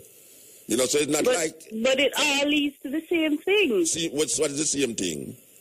The point of the Western movement, where everybody were brought here. No, but that is not... Then, what is that I tell you? Oh, you mean, it don't... You keep saying about everybody was brought here. I'm telling you about historians who don't talk about how we was brought here, but how we were in Africa before the Europeans got here. Sheikh Anta Diop, Ben Buchanan, J.A. Rogers, all of these people don't talk about slavery. Them talk about the glory of Africa before the Europeans got here. The Moors of Spain. All of these books is available, and you can get the literature and the lecture on the line, online. If you go on the YouTube, it don't have nothing to do. We're not talking about no slavery at all now. Mm-hmm. You know, so you have to search for it. You can't find it. You can find it. It's easy, very easy. One touch of a finger, and you find all of these literature that you hear. Everything what you hear me talk about. Years ago, I was saying these things, and I was seen as stupid fool. Now people go up on the internet, go up on YouTube, and the same thing where them see on the YouTube, it's the same thing when Muta did that say 20 years ago, and them say, oh, so when did I say him did have sense? So I said to you now, your fingers can find the history of Africa, not written by white people and not about slavery, but before slavery, before white people got there, before Arabs got there, you have educated black historians, black archaeologists, black anthropologists, black philosophers who will show you what we're talking about. Don't mind you talk about not slavery at all. We're past the slavery thing and all. We're past that. Yeah, we're past the slavery thing. We're talking about knowledge of Africa, not knowledge of white people. Without even the research, though, Muta. Yeah. A lot of people my age, we don't even know who our God was back then. You know. Yeah, but not only your age. A lot of your grandmother don't even know neither.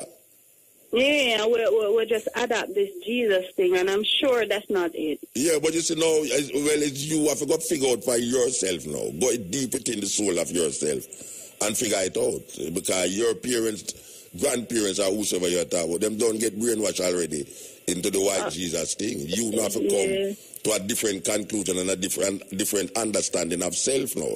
That's why Marcus Garvey is very important, relevant. The philosophy and opinions of Marcus Garvey is very readable by any age, and you can get that in most bookstore now. Okay. You know, so you need to go do some examination. The philosophy and opinions, I bet if you go at Songsters, you can get it. But Songsters never used to sell black books. You know, it's investigation. Okay. Yeah, give thanks, yeah? All right. Yeah, this is the Cutting Edge on IRFM. We're there with you. Straight into your African history. Yes. We must not talk about slavery as African history. We keep saying that, you know. Slavery is not, and I repeat, not African history.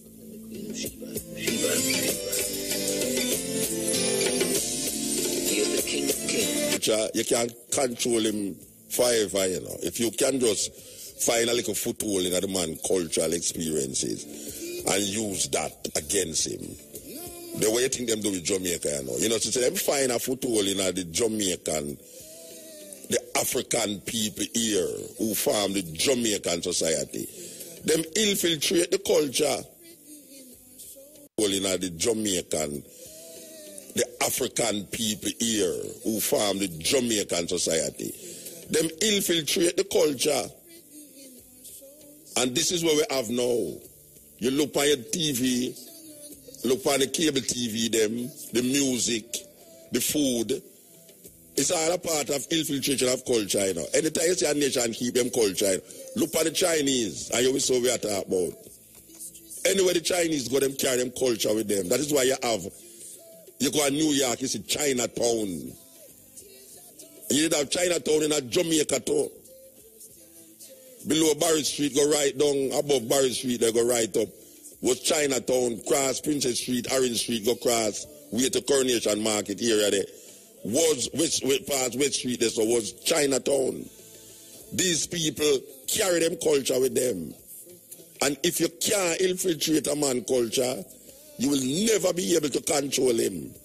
And anytime you say your culture get infiltrated, you're gone. You have to go start over. I would say the people, motherland representative, I'm on trial with... And say culture is not just dancing and singing, you know. Culture is the way of a people. And we must understand that Africa is our way. And we have to find forward that understanding.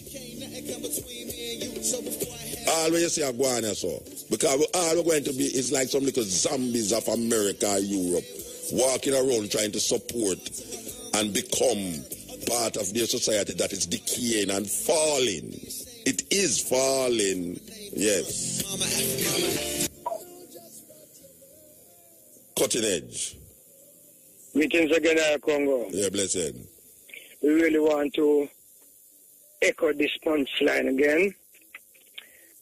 Sweet spoken words, a black-hearted way, a priceless gift to you, as I would say. Blessed 127th day. I blessed man. Yes, Mota. You're blessed man. Yeah, man, blessed my brother. You know, it's right now. You know, it's a tree. Somebody right now we have in a Jamaica, different Africa, and I talk about Africa right now. You understand me? Mm-hmm. And you see them three, somebody there. Are you, Carbo, and Jerry Small. It's a man say, when I hear nobody a different Africa, everybody else coming like a bandwagonist. You understand me? Right? And right now, we have to come together, as I say, Marcus Garvey. We have to come together and live off of the teaching of Marcus Garvey and the philosophy. That was yes, I say. Yeah, man, that was right. A long time we are read about Marcus Garvey. A long time we are listening to teaching of Marcus Garvey.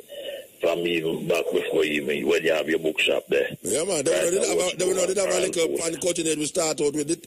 We did have a little segment where it's all the teachings of Marcus Garvey, you know. You know. Yeah, we did have that. Yeah, man. You know. Hey, Mota, but tell the people them say, yeah, the politician them want 5 years for better Jamaica. But tell them say if them give me 2 months, I can run Jamaica better than how them are run it.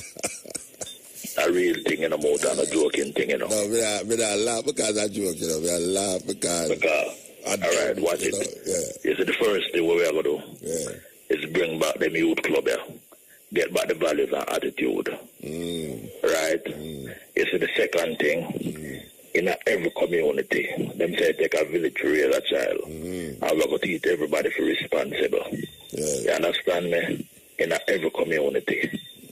Right? And everybody has to come as one. You understand me? Show the unity there. Right? The third thing. Oh, you're going to do that with all them gun all over the place?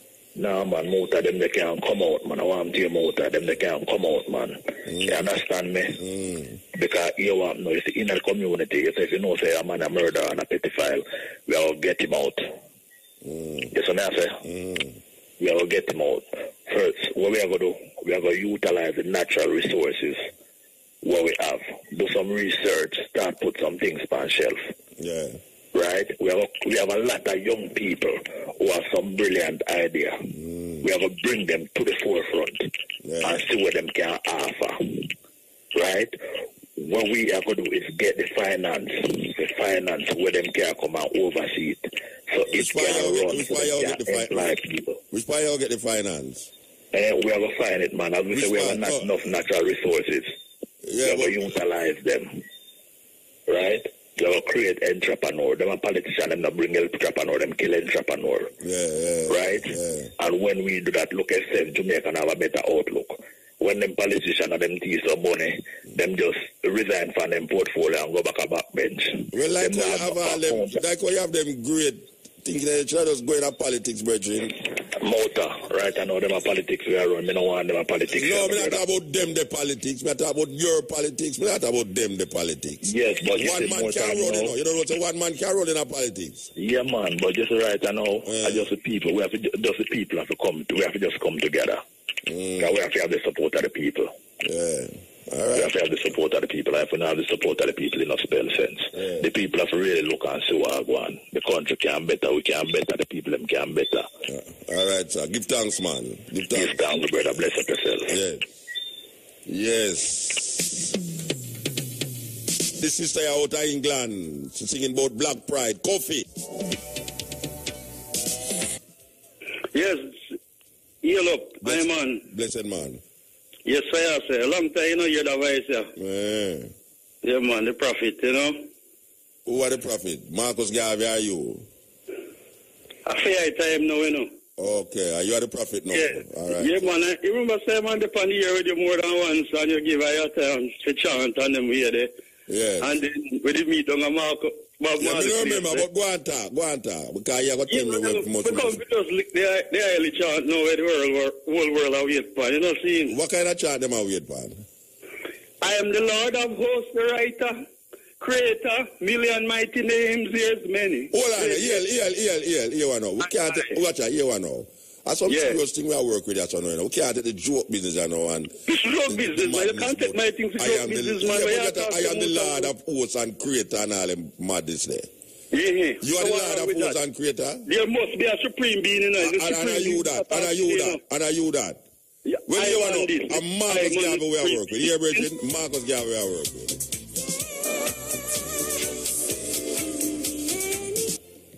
Yes, Muta. Yeah, blessed man. Good night, man. Blessed man. Yeah, man. I see the program there Sunday morning. Yeah. Hey, and they say to me, I watch him Sunday night by TV and CVM. What that? News, 7 o'clock, 8 o'clock news. On CVM, yeah. I'm not saying that this news. I see something like that, Eh? I see something like that. I expect them to carry it, man. It's a different radio. It's a radio station. Keep the program, you know. Yeah, but now, man, the press man, so you know what I mean? Yeah, what? This a report on it. You shouldn't expect them to carry it, see, because we did all march from 2 Kings, so one of the biggest. And then not carry it, so, you know. True. Yeah, me I said no still. You see Marcus Garvey thing there? Yeah. Hey, you know, write a song with Marcus Garvey about 10 years now, I'm not get it released. Where the song? You have it on CD? We have on CD, no, much time I can get it still. Yeah, man, they have to bring it down, man. Hey. Yeah, me go and listen to the program, man. I'm really really interested. Give thanks, Bridget. Yeah, man, yeah, that's somewhere you play for me. If you come by the program, man. I saw a bunny here, I don't name people I Europe. You know, it's a Tagawa game. Where's your name? What name? I remember the song name, man. But this people over is a Tagawa game. I can't figure out. I never find it now still. No, I can't find it. You can tell me the name. We can't mind you right, man. Okay. You know the core. Well, maybe someone will call me and tell me exactly where. Yeah, and the Belgian call a while ago to say it's only you and Cabo and Jerry Small are different Africa. I never said that because you only hear on the radio. I don't want the man with the radio, we are talking about it all right. Eh? You never said that because you only hear you on the radio, but you have a man in Jamaica when I have the opportunity to like you, who come on the radio. We are really more Africa all the time. No, him say on the radio. Oh, I never hear that part. Yeah, him say on the radio I talk about, you know. People on the radio we are talking about. See, that's true that. Yeah, all right. Yeah, man, give thanks, man. Yeah, man, give thanks. Yeah, man. Yes. Aile! Blessed. Give thanks for the Most High's Imperial Emperor, Aile, C.I. Aile! Give thanks to Garvey, most eyes. You know, so if you go out with all them salutations, then you got to give up your time, you know, Bridget. Talk where you talk for your company. Mota, big up yourself, Mota. Highly I speak. I give thanks to you, you know, because you're a great teacher. You inspire I with all the knowledge, all the wisdom where you're there on the airwaves with over the years. Born as a tat, grew up in a Rasta family, grew up with Rasta teachings. And right now, I just a far eye, giving thanks, growing the locks, living the life. It's like a two life me living on Mota. Marcus Garvey life and a society life. I farming my dose to the fullness. Mm-hmm. And I love myself to the fullness. Whenever you communicate with the earth, you become a full person, a complete person. Yeah. I'm going to give thanks for that through the inspiration of Marcus Garvey. Believe in yourself and you will win the race before you start.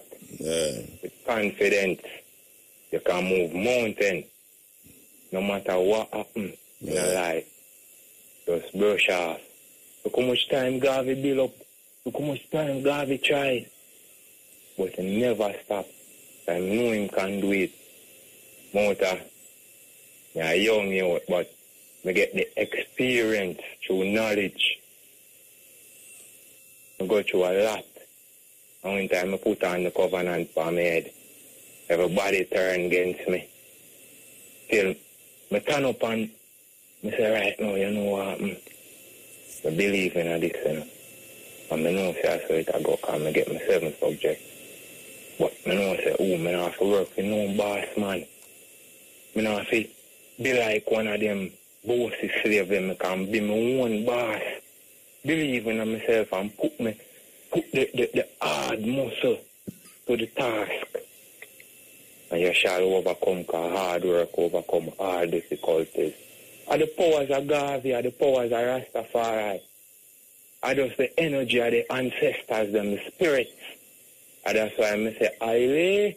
Yeah, and everybody start calling me Aile, about you them know say the most Aile. Give thanks, brethren. Aile. Well, just continue the journey, you know, because the journey is long, you know, but don't bother give up to you see it look like a stumbling block down there, so. Mota, every day me plan food, Mota. Ah, sweet, yes. Mota, yes. You always say, you want job on a farmer, you want job. Yeah. My farm. Your farm want come. Because I'm going to surprise you, Mota. All right, sir. Which farm your farm there? Tell me where your farm there. My farm there in the heavens. In the mountain. No, just tell me where the farm there. Geographically, where the farm there. St. James, Maroon Town. Maroon Town, all right. Me used to live up that way there, you know. Me know Mota. Yeah, me used to go out. Me have to pass. You know, I tell you. When you go up and you turn off, you go up a district named Potosi District. Like you go Maroon Town, you go Potosi District, Black Shop, go right round, you can carry, go right round to which part. Jimmy Cliff used to live there. Where Jimmy Cliff have him place there. He used to come at them place summertime. You know what I talk about. You know what All right, give thanks, Bridget. Mota. Yes. You say the word highly. Yeah. It can use for everything. Yeah. It does universal. Yeah. Highly mean extremely when we're looking at the Oxford Dictionary. Yeah. Extremely mean the highest. Yeah, but we don't want to stuck on a philosophy about a word, yes or no, you know, because we don't know the farming thing and we love the nature vibes, but we don't really want to just stuck on a word, yes or no, where highly can mean and highly can mean and highly. Highly. Thanks to Marcus Garvey. Yeah, give thanks to all the eyes. Blessing. Right. Yes. So, according to what you say, we want to tell the people them that there'll be a Nyabingi reasoning at Scotts Pass, Nyabingi Center on Sunday, August 24th, starting at 12 p.m. So, there will be a Nyabingi reasoning at Scotts Pass, Nyabingi Center, on Sunday, August 24th, starting at 12 p.m. Okay, so, here we go. I shall be released. Nina Simone. One man named Bob Dylan. Population in Jamaica done by the Eptone. I shall be released.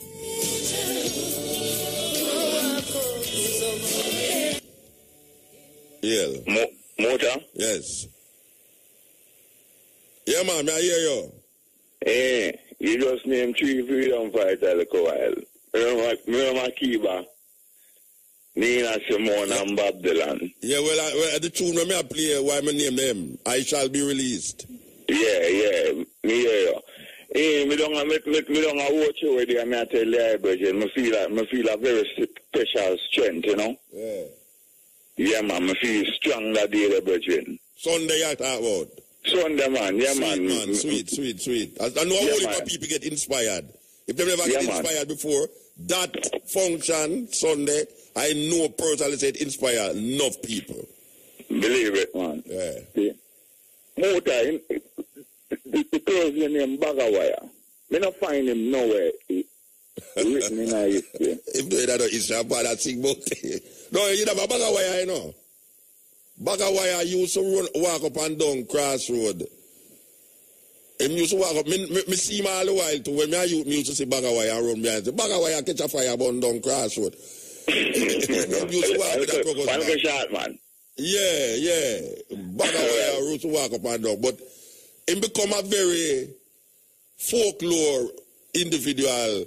Because people associate him with Marcus Garvey and say him sell out Marcus Garvey for rice and peas and all them something there. You know, people say them something there.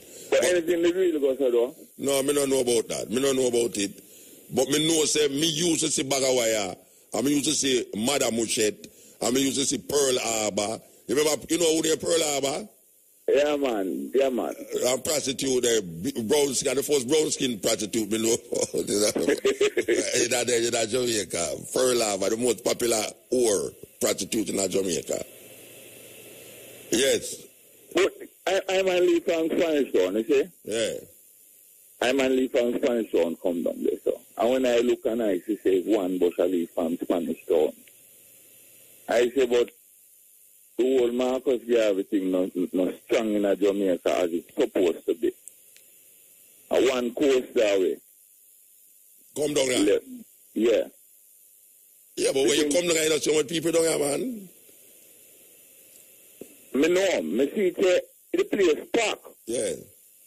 Yeah, the whole place pack and them thing there. But with so much million people in our place, motor, go national hero. Well, I would like to see a million people don't have if I say that. That's be cat. That's you remember the man, you know, I don't know if you don't listen to the man, you know, me say Cabo, me say look here. She say she contact the Ministry of Culture and she don't get no answer from them. My thing was that if they would have just take the 50 million of them use and side with we and put where we keep in at the stadium, trust me, man, should that be a different occasion. Because where them do this so, the little pantomime where them have in a stadium they so. And where we do ya so. I mean, I boast and say because of IRFM, but it is of more significance and more serious art searching where we do ya so than where them do up there so with 50 million. But me not hear nobody talk about where them do. Me hear nobody talk about where done ya so? Yeah, that me people that talk about. So can you imagine if we did they ya so, did in at the stadium? God, man. Oh, man. God, last in effect, you know. Oh, you mean, man? 30,000 people in that stadium, you know. 30,000 people in that stadium. And if we did have the resources where them did have, to do what them do, in a stadium. Oh, gosh, man. True. Yeah. True. But me hear them talk, more than one of them me hear talk about, say, them are going to teach about Marcus Garvey at the school, you see? Yeah, but them are teach about Marcus Garvey at the school still. I don't know where them are teaching, you know, but you see, we see them skip on and I go on and skip on. Yeah. But them are trying to modify Marcus Garvey, you know. Yeah, well, let me do that too. Let me do that too. Yeah. You know, so them modify history and make you feel like so we know in it. Yeah, I got my figure so them I try to do. Because right now, if Marcus Garvey is supposed to teach in the fullness, in his fullness, in philosophy. And opinions. an opinion, you wouldn't have so much bleaching a go on. You wouldn't have so much black youth on the street to kill them one another because they would understand that if my brother this, would have more economic activity a go on amongst black people. Well, that's why I say now, you see, when a man hear me talk, you know, I'm going to say, boy, I'm outrageous and irreligious, you know, but you hear me say now, you see the philosophy and opinions, it's directly related to black people. You see the Bible, you can interpret it any way you want to do it and connect it with yourself, with other people, and how it come to we not see ourselves in it. No. Black people don't see themselves in the Bible, you know. But it's still no matter. From Genesis, go all the way around to accept the apostle, you know. The whole like Africa, you know. And we not see ourselves in it. Can you imagine that? We not see ourselves in it. Yes. So if we not see ourselves in it, and it creates so much confusion amongst we, the different interpretation and the different understanding. When you read the philosophy and philosophy of Marcus Garvey, is one direction it go to the development of black people. Race first. Race first. Up you mighty race. You can accomplish what you will. That is directing to a specific people. And you cannot read a book that is directed to you specifically and get a different understanding than where it's supposed to happen. So you is right when you say, if you was giving the youth them that in the school and in the churches them would have more confidence in themselves. They would have more confidence in themselves, brethren, because they would have something directly related to them. The Bible is not directly related to nobody. So you can interpret it any way you want to interpret it. That's why you have so much interpretation of it. And everybody I try to put it on until they say, well, him have the right interpretation, if I'm the right interpretation. Marcus Garvey philosophy and opinions have one interpretation. One interpretation. Black people must understand themselves, raise up themselves politically, socially, economically, and spiritually. Marcus Garvey. You there? Oh, the virgin money done. The virgin money done. All right. Okay, so make we continue the journey. I want to play this tune here for all the people that are listening to me right now. Anyway, you're there, this tune here is for everyone who sit down with me until 20 minutes or 2 and listen to what we are talking about. Here goes.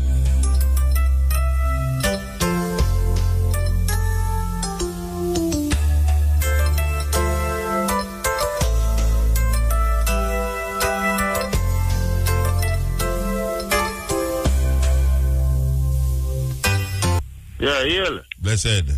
Yeah, man. Motor. Yes, sir. I give thanks for the space, you know? Yeah, man. Give thanks, man. Yeah, I would like to make a comment regarding people. Did you know that most people would rather be led than lead? Yes, of course. Yeah? You know why that is? Yeah. You know why that is, Motor? Tell me one. Tell me. It's fear. Yeah. Fear, because most people don't want to lose the lead. You don't want. It's like this lady where have a step down from the mayorship in one of them parish there because she get too much opposition. Yeah. You know, nobody not really dig her style, so she have to just go because nobody know with her. So if you are trying to lead and nobody now see the wisdom in your leadership, they're going to take away themselves from you. You understand? So, as it relates to when near people say, we must come together. The come together statement, our phrase, is really, what is missing from that is leadership. You understand me? Yeah.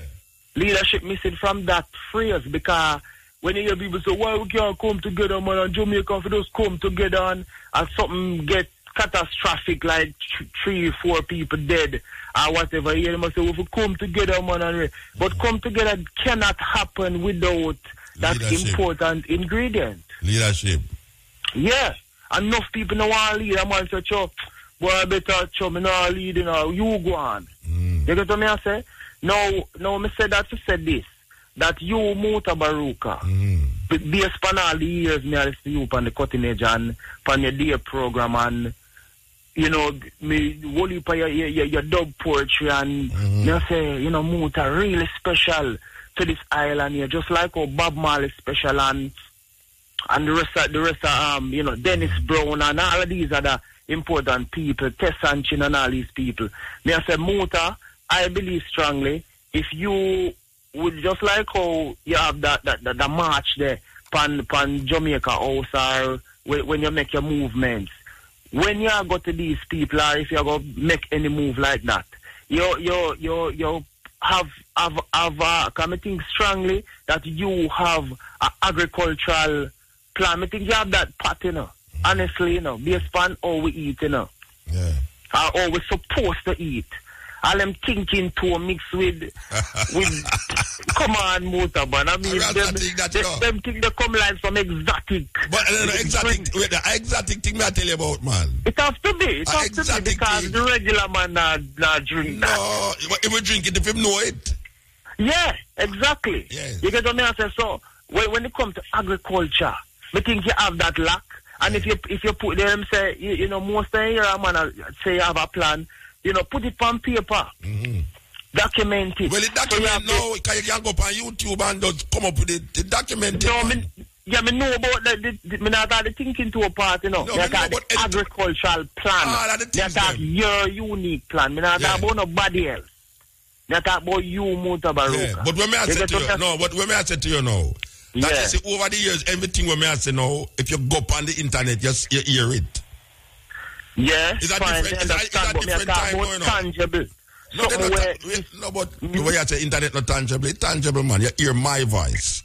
Me know about the internet. Me agree with you, you know. Yeah. When me I say, in terms of targeting the government, as it relates to the government. How Rasta, how them view Rasta, because them view Rasta as some aggressive type of people, you know. Yeah, them as aggressive too. But hear me I tell you now, Bridge. I don't want to cut up the argument, but hear me I tell you now. Yeah, you see those people you call government, I can tell you how them listen. Why them listen to Mutabaruka? Them listen to Mutabaruka. Yeah. If you hear Mutabaruka either cuss a bad word or say something that is libelous, forget the tape from Andrea, for carry it to a court for go sue with. That is all them listen to it for. Yeah, you think so? The reason why them listen to Cabo is for hear she said something that is libelous. Forget the way they will know. We go through that all every month. We have to go through that. Me hear it. Me hear it. I mean, no, sir. We don't go through them obstacles there. Them know what we are saying now. Them know what we are saying now. But you know, you see, if them go implement what we are saying, it will come like them are not the leader. You see, it will go like them are not the leader. You know. Powerful people now go educate powerless people to take away the power from them, you know. Yeah. The aim of powerful people is to stay powerful by any means necessary. And John Henry Clark said that, you know. Yeah. So we know who is the people who have pushed certain agenda on the radio, yes or no. It's very difficult for these powerful people listen to we who them claim to be powerless people. Yeah. To get a solution from them. You know, see, because we are getting solution, you know, we don't like criticize, you know. And no solution we are getting on the radio as you can hear, you know. Yeah, man, definitely. Yeah, but you see, them now go want to take it and implement it because them have a claim say, we are the boss. Them they are like workers, how the hell we are going to listen to a Mutabaruka walk up and down barefoot. But you see, the thing about it is that, Muta, sometimes you have to create, if you want peace, sometimes you have to make war to get peace. In terms of, if your man listen. You get what me I say, because when you have a youth, I got see say him in at the right. Yeah. And him I got say him mother I got beat him, say, you know, me don't want you to take up this Rasta thing and she will kill him with lick. And regardless of what she has said to him, in a film consciousness, him know where my deal. I say, Mama, listen to me now, Mama, this me a deal, you know. And then down the line, couple years down the line or whenever time, she understands, say, you know, she see where I say, because some people just lack them short-sighted, them, you know, them lack vision, them not the vision. Them not have you get what I say, Muta? Yeah, so that, what the day program name? What the day program name over do? Your day program? Yeah, what name? It name, don't tell me Muta. All right. It name The Art of War. Okay. The Art of War. It's a reason why it named The Art of War. You know? Yeah, me know, because you give a reasoning upon it. It's a reason. Couple of times, because people always try to figure out why it named The Art of War. Why we don't say Art of Peace? Confrontational. Yeah, well, it's not confrontational, but it is confrontational. But it is not confrontational. Anyway, we have to move, Bridget. Yeah, bless up. Yeah, man, give thanks. Yeah, man. This is the Cottonage and the Outsider now. But you know, so we will be back here a little more from 2 to 5:45 with the Stepping Razor, the Art of War. Did we tell you that Louis Farrakhan will be here in October? Yes, they're going to celebrate the Million Man March in Jamaica. You know, Louis Farrakhan have a connection with Jamaica. Yes, him have a connection with Jamaica. His father was from Jamaica. What people don't know that even Arabella Fante, him parents them is from St. Anne. Him come from St. Anne. Yes. No people don't know that, but it's a very serious thing that you're supposed to know. Let's look at a speech delivered by a white slaveholder, Willie Lynch. Willie Lynch.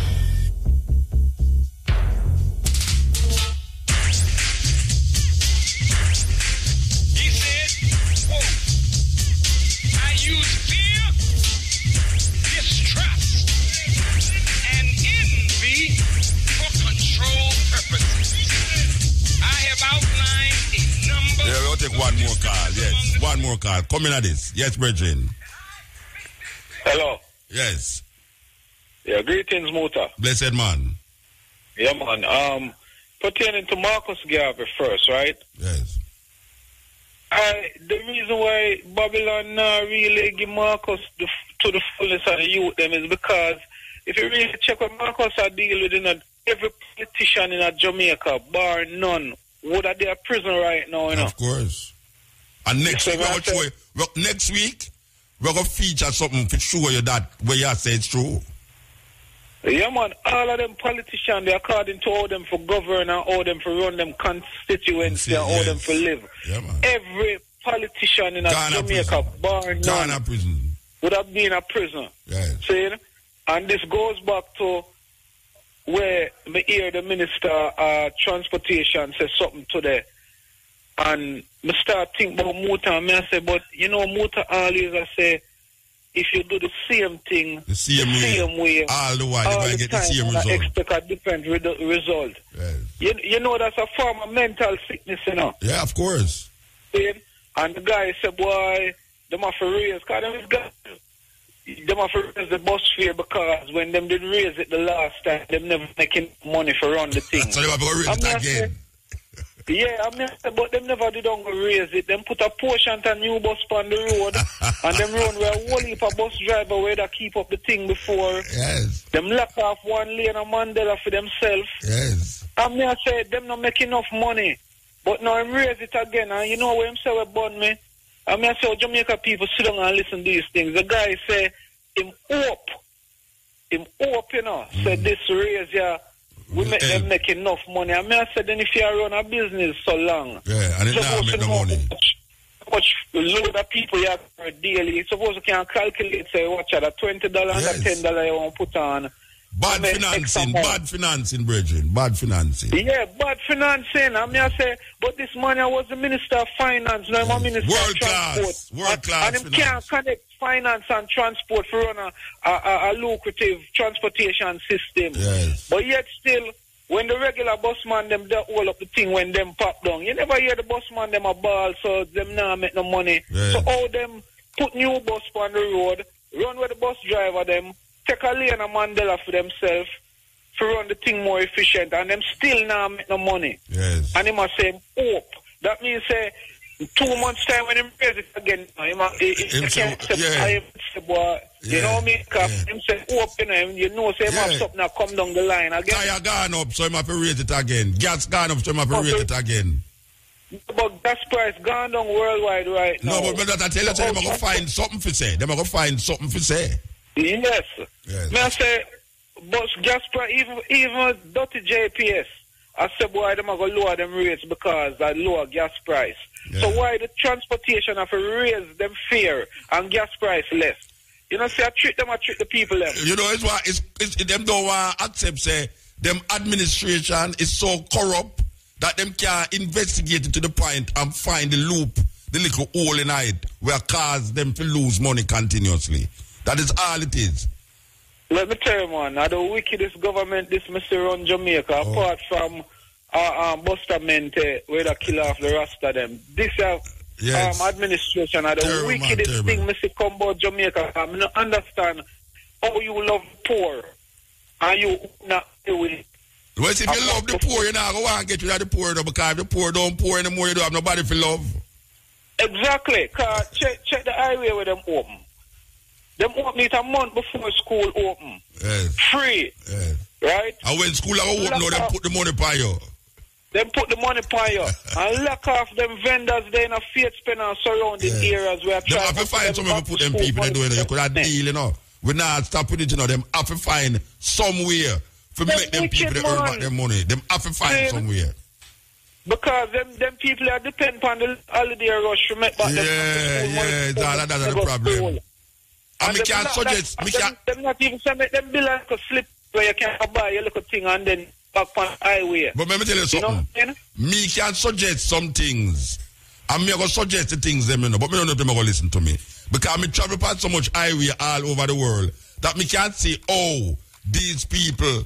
You can't rectify these people problems with selling. But me don't know if they're going to listen to me. But me I'm going to suggest some things publicly. All right. It, man. We have to move, Bridget. Right now, you say the first thing for solve a problem is to know the solution. Yes.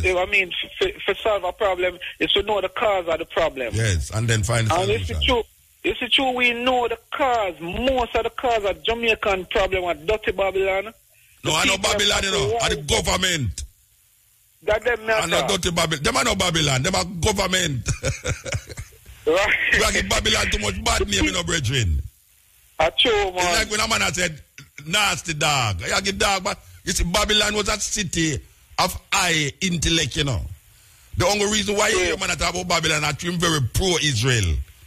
And him read the Bible and say, boy, Israel get Babylon suffer him and him in a captivity in a Babylon, you know. So, anytime you hear a man talk about Babylon, it's because him really become very pro-Israel. Yeah, you know, and the police will be most of the blame for Babylon. But you know them way. Anyway, we have to move, brethren. We're gone past the time now, yeah? Respect. Yes. So, we give thanks to the moment, give thanks to the time and the energy. And we say, this man don't fix him computer yet. Where you deal with Matrix? Why your computer look pretty low with that screen? That screen see the man. So how it don't fix it? Tell me how it don't fix it. What go on? Just replace everything. Then not 2 weeks, no 3 weeks, no Rasta. No, I don't want more. No, but I go like things that you suffer so much, you know, Rasta. You're not suffer, you know. A man like you will look like Arab, so can't suffer, you know. Yeah, you're I'll, how you mean? And you have the look, you know. So me like that, how you come back with the same match of computer, Rasta. No, if you come back, if you come back with a computer next week, you know. I'm going to broke it more, you know. And you see you come back with a computer, you know, Rasta. I'm going to lock down that computer, you know. A big man like you, Rasta, Arab, looking at all them things, them brethren, who me like him mother more than all Jesus love little children. Oh, gosh, man. By the way, your mommy, by the way, I locked, oh, God. You know, I locked them in a year from my door. You probably with me today the first in a 2 months since my call her. You serious? 2 months? It's like you're worse than me, man. You take long to call your old lady more? No, not my old lady. That your old lady be a talk about. You have to be about my old lady. And your old lady be a talk about. If me take long to call my old lady. Oh, my old lady come up in this. Anyway, you know, I got left for you, know. Believe you, me, you know. Matrix did at the house. Matrix not tell me what if you take long. Yeah, that's funny. Delivered by a white slaveholder, Willie Lynch.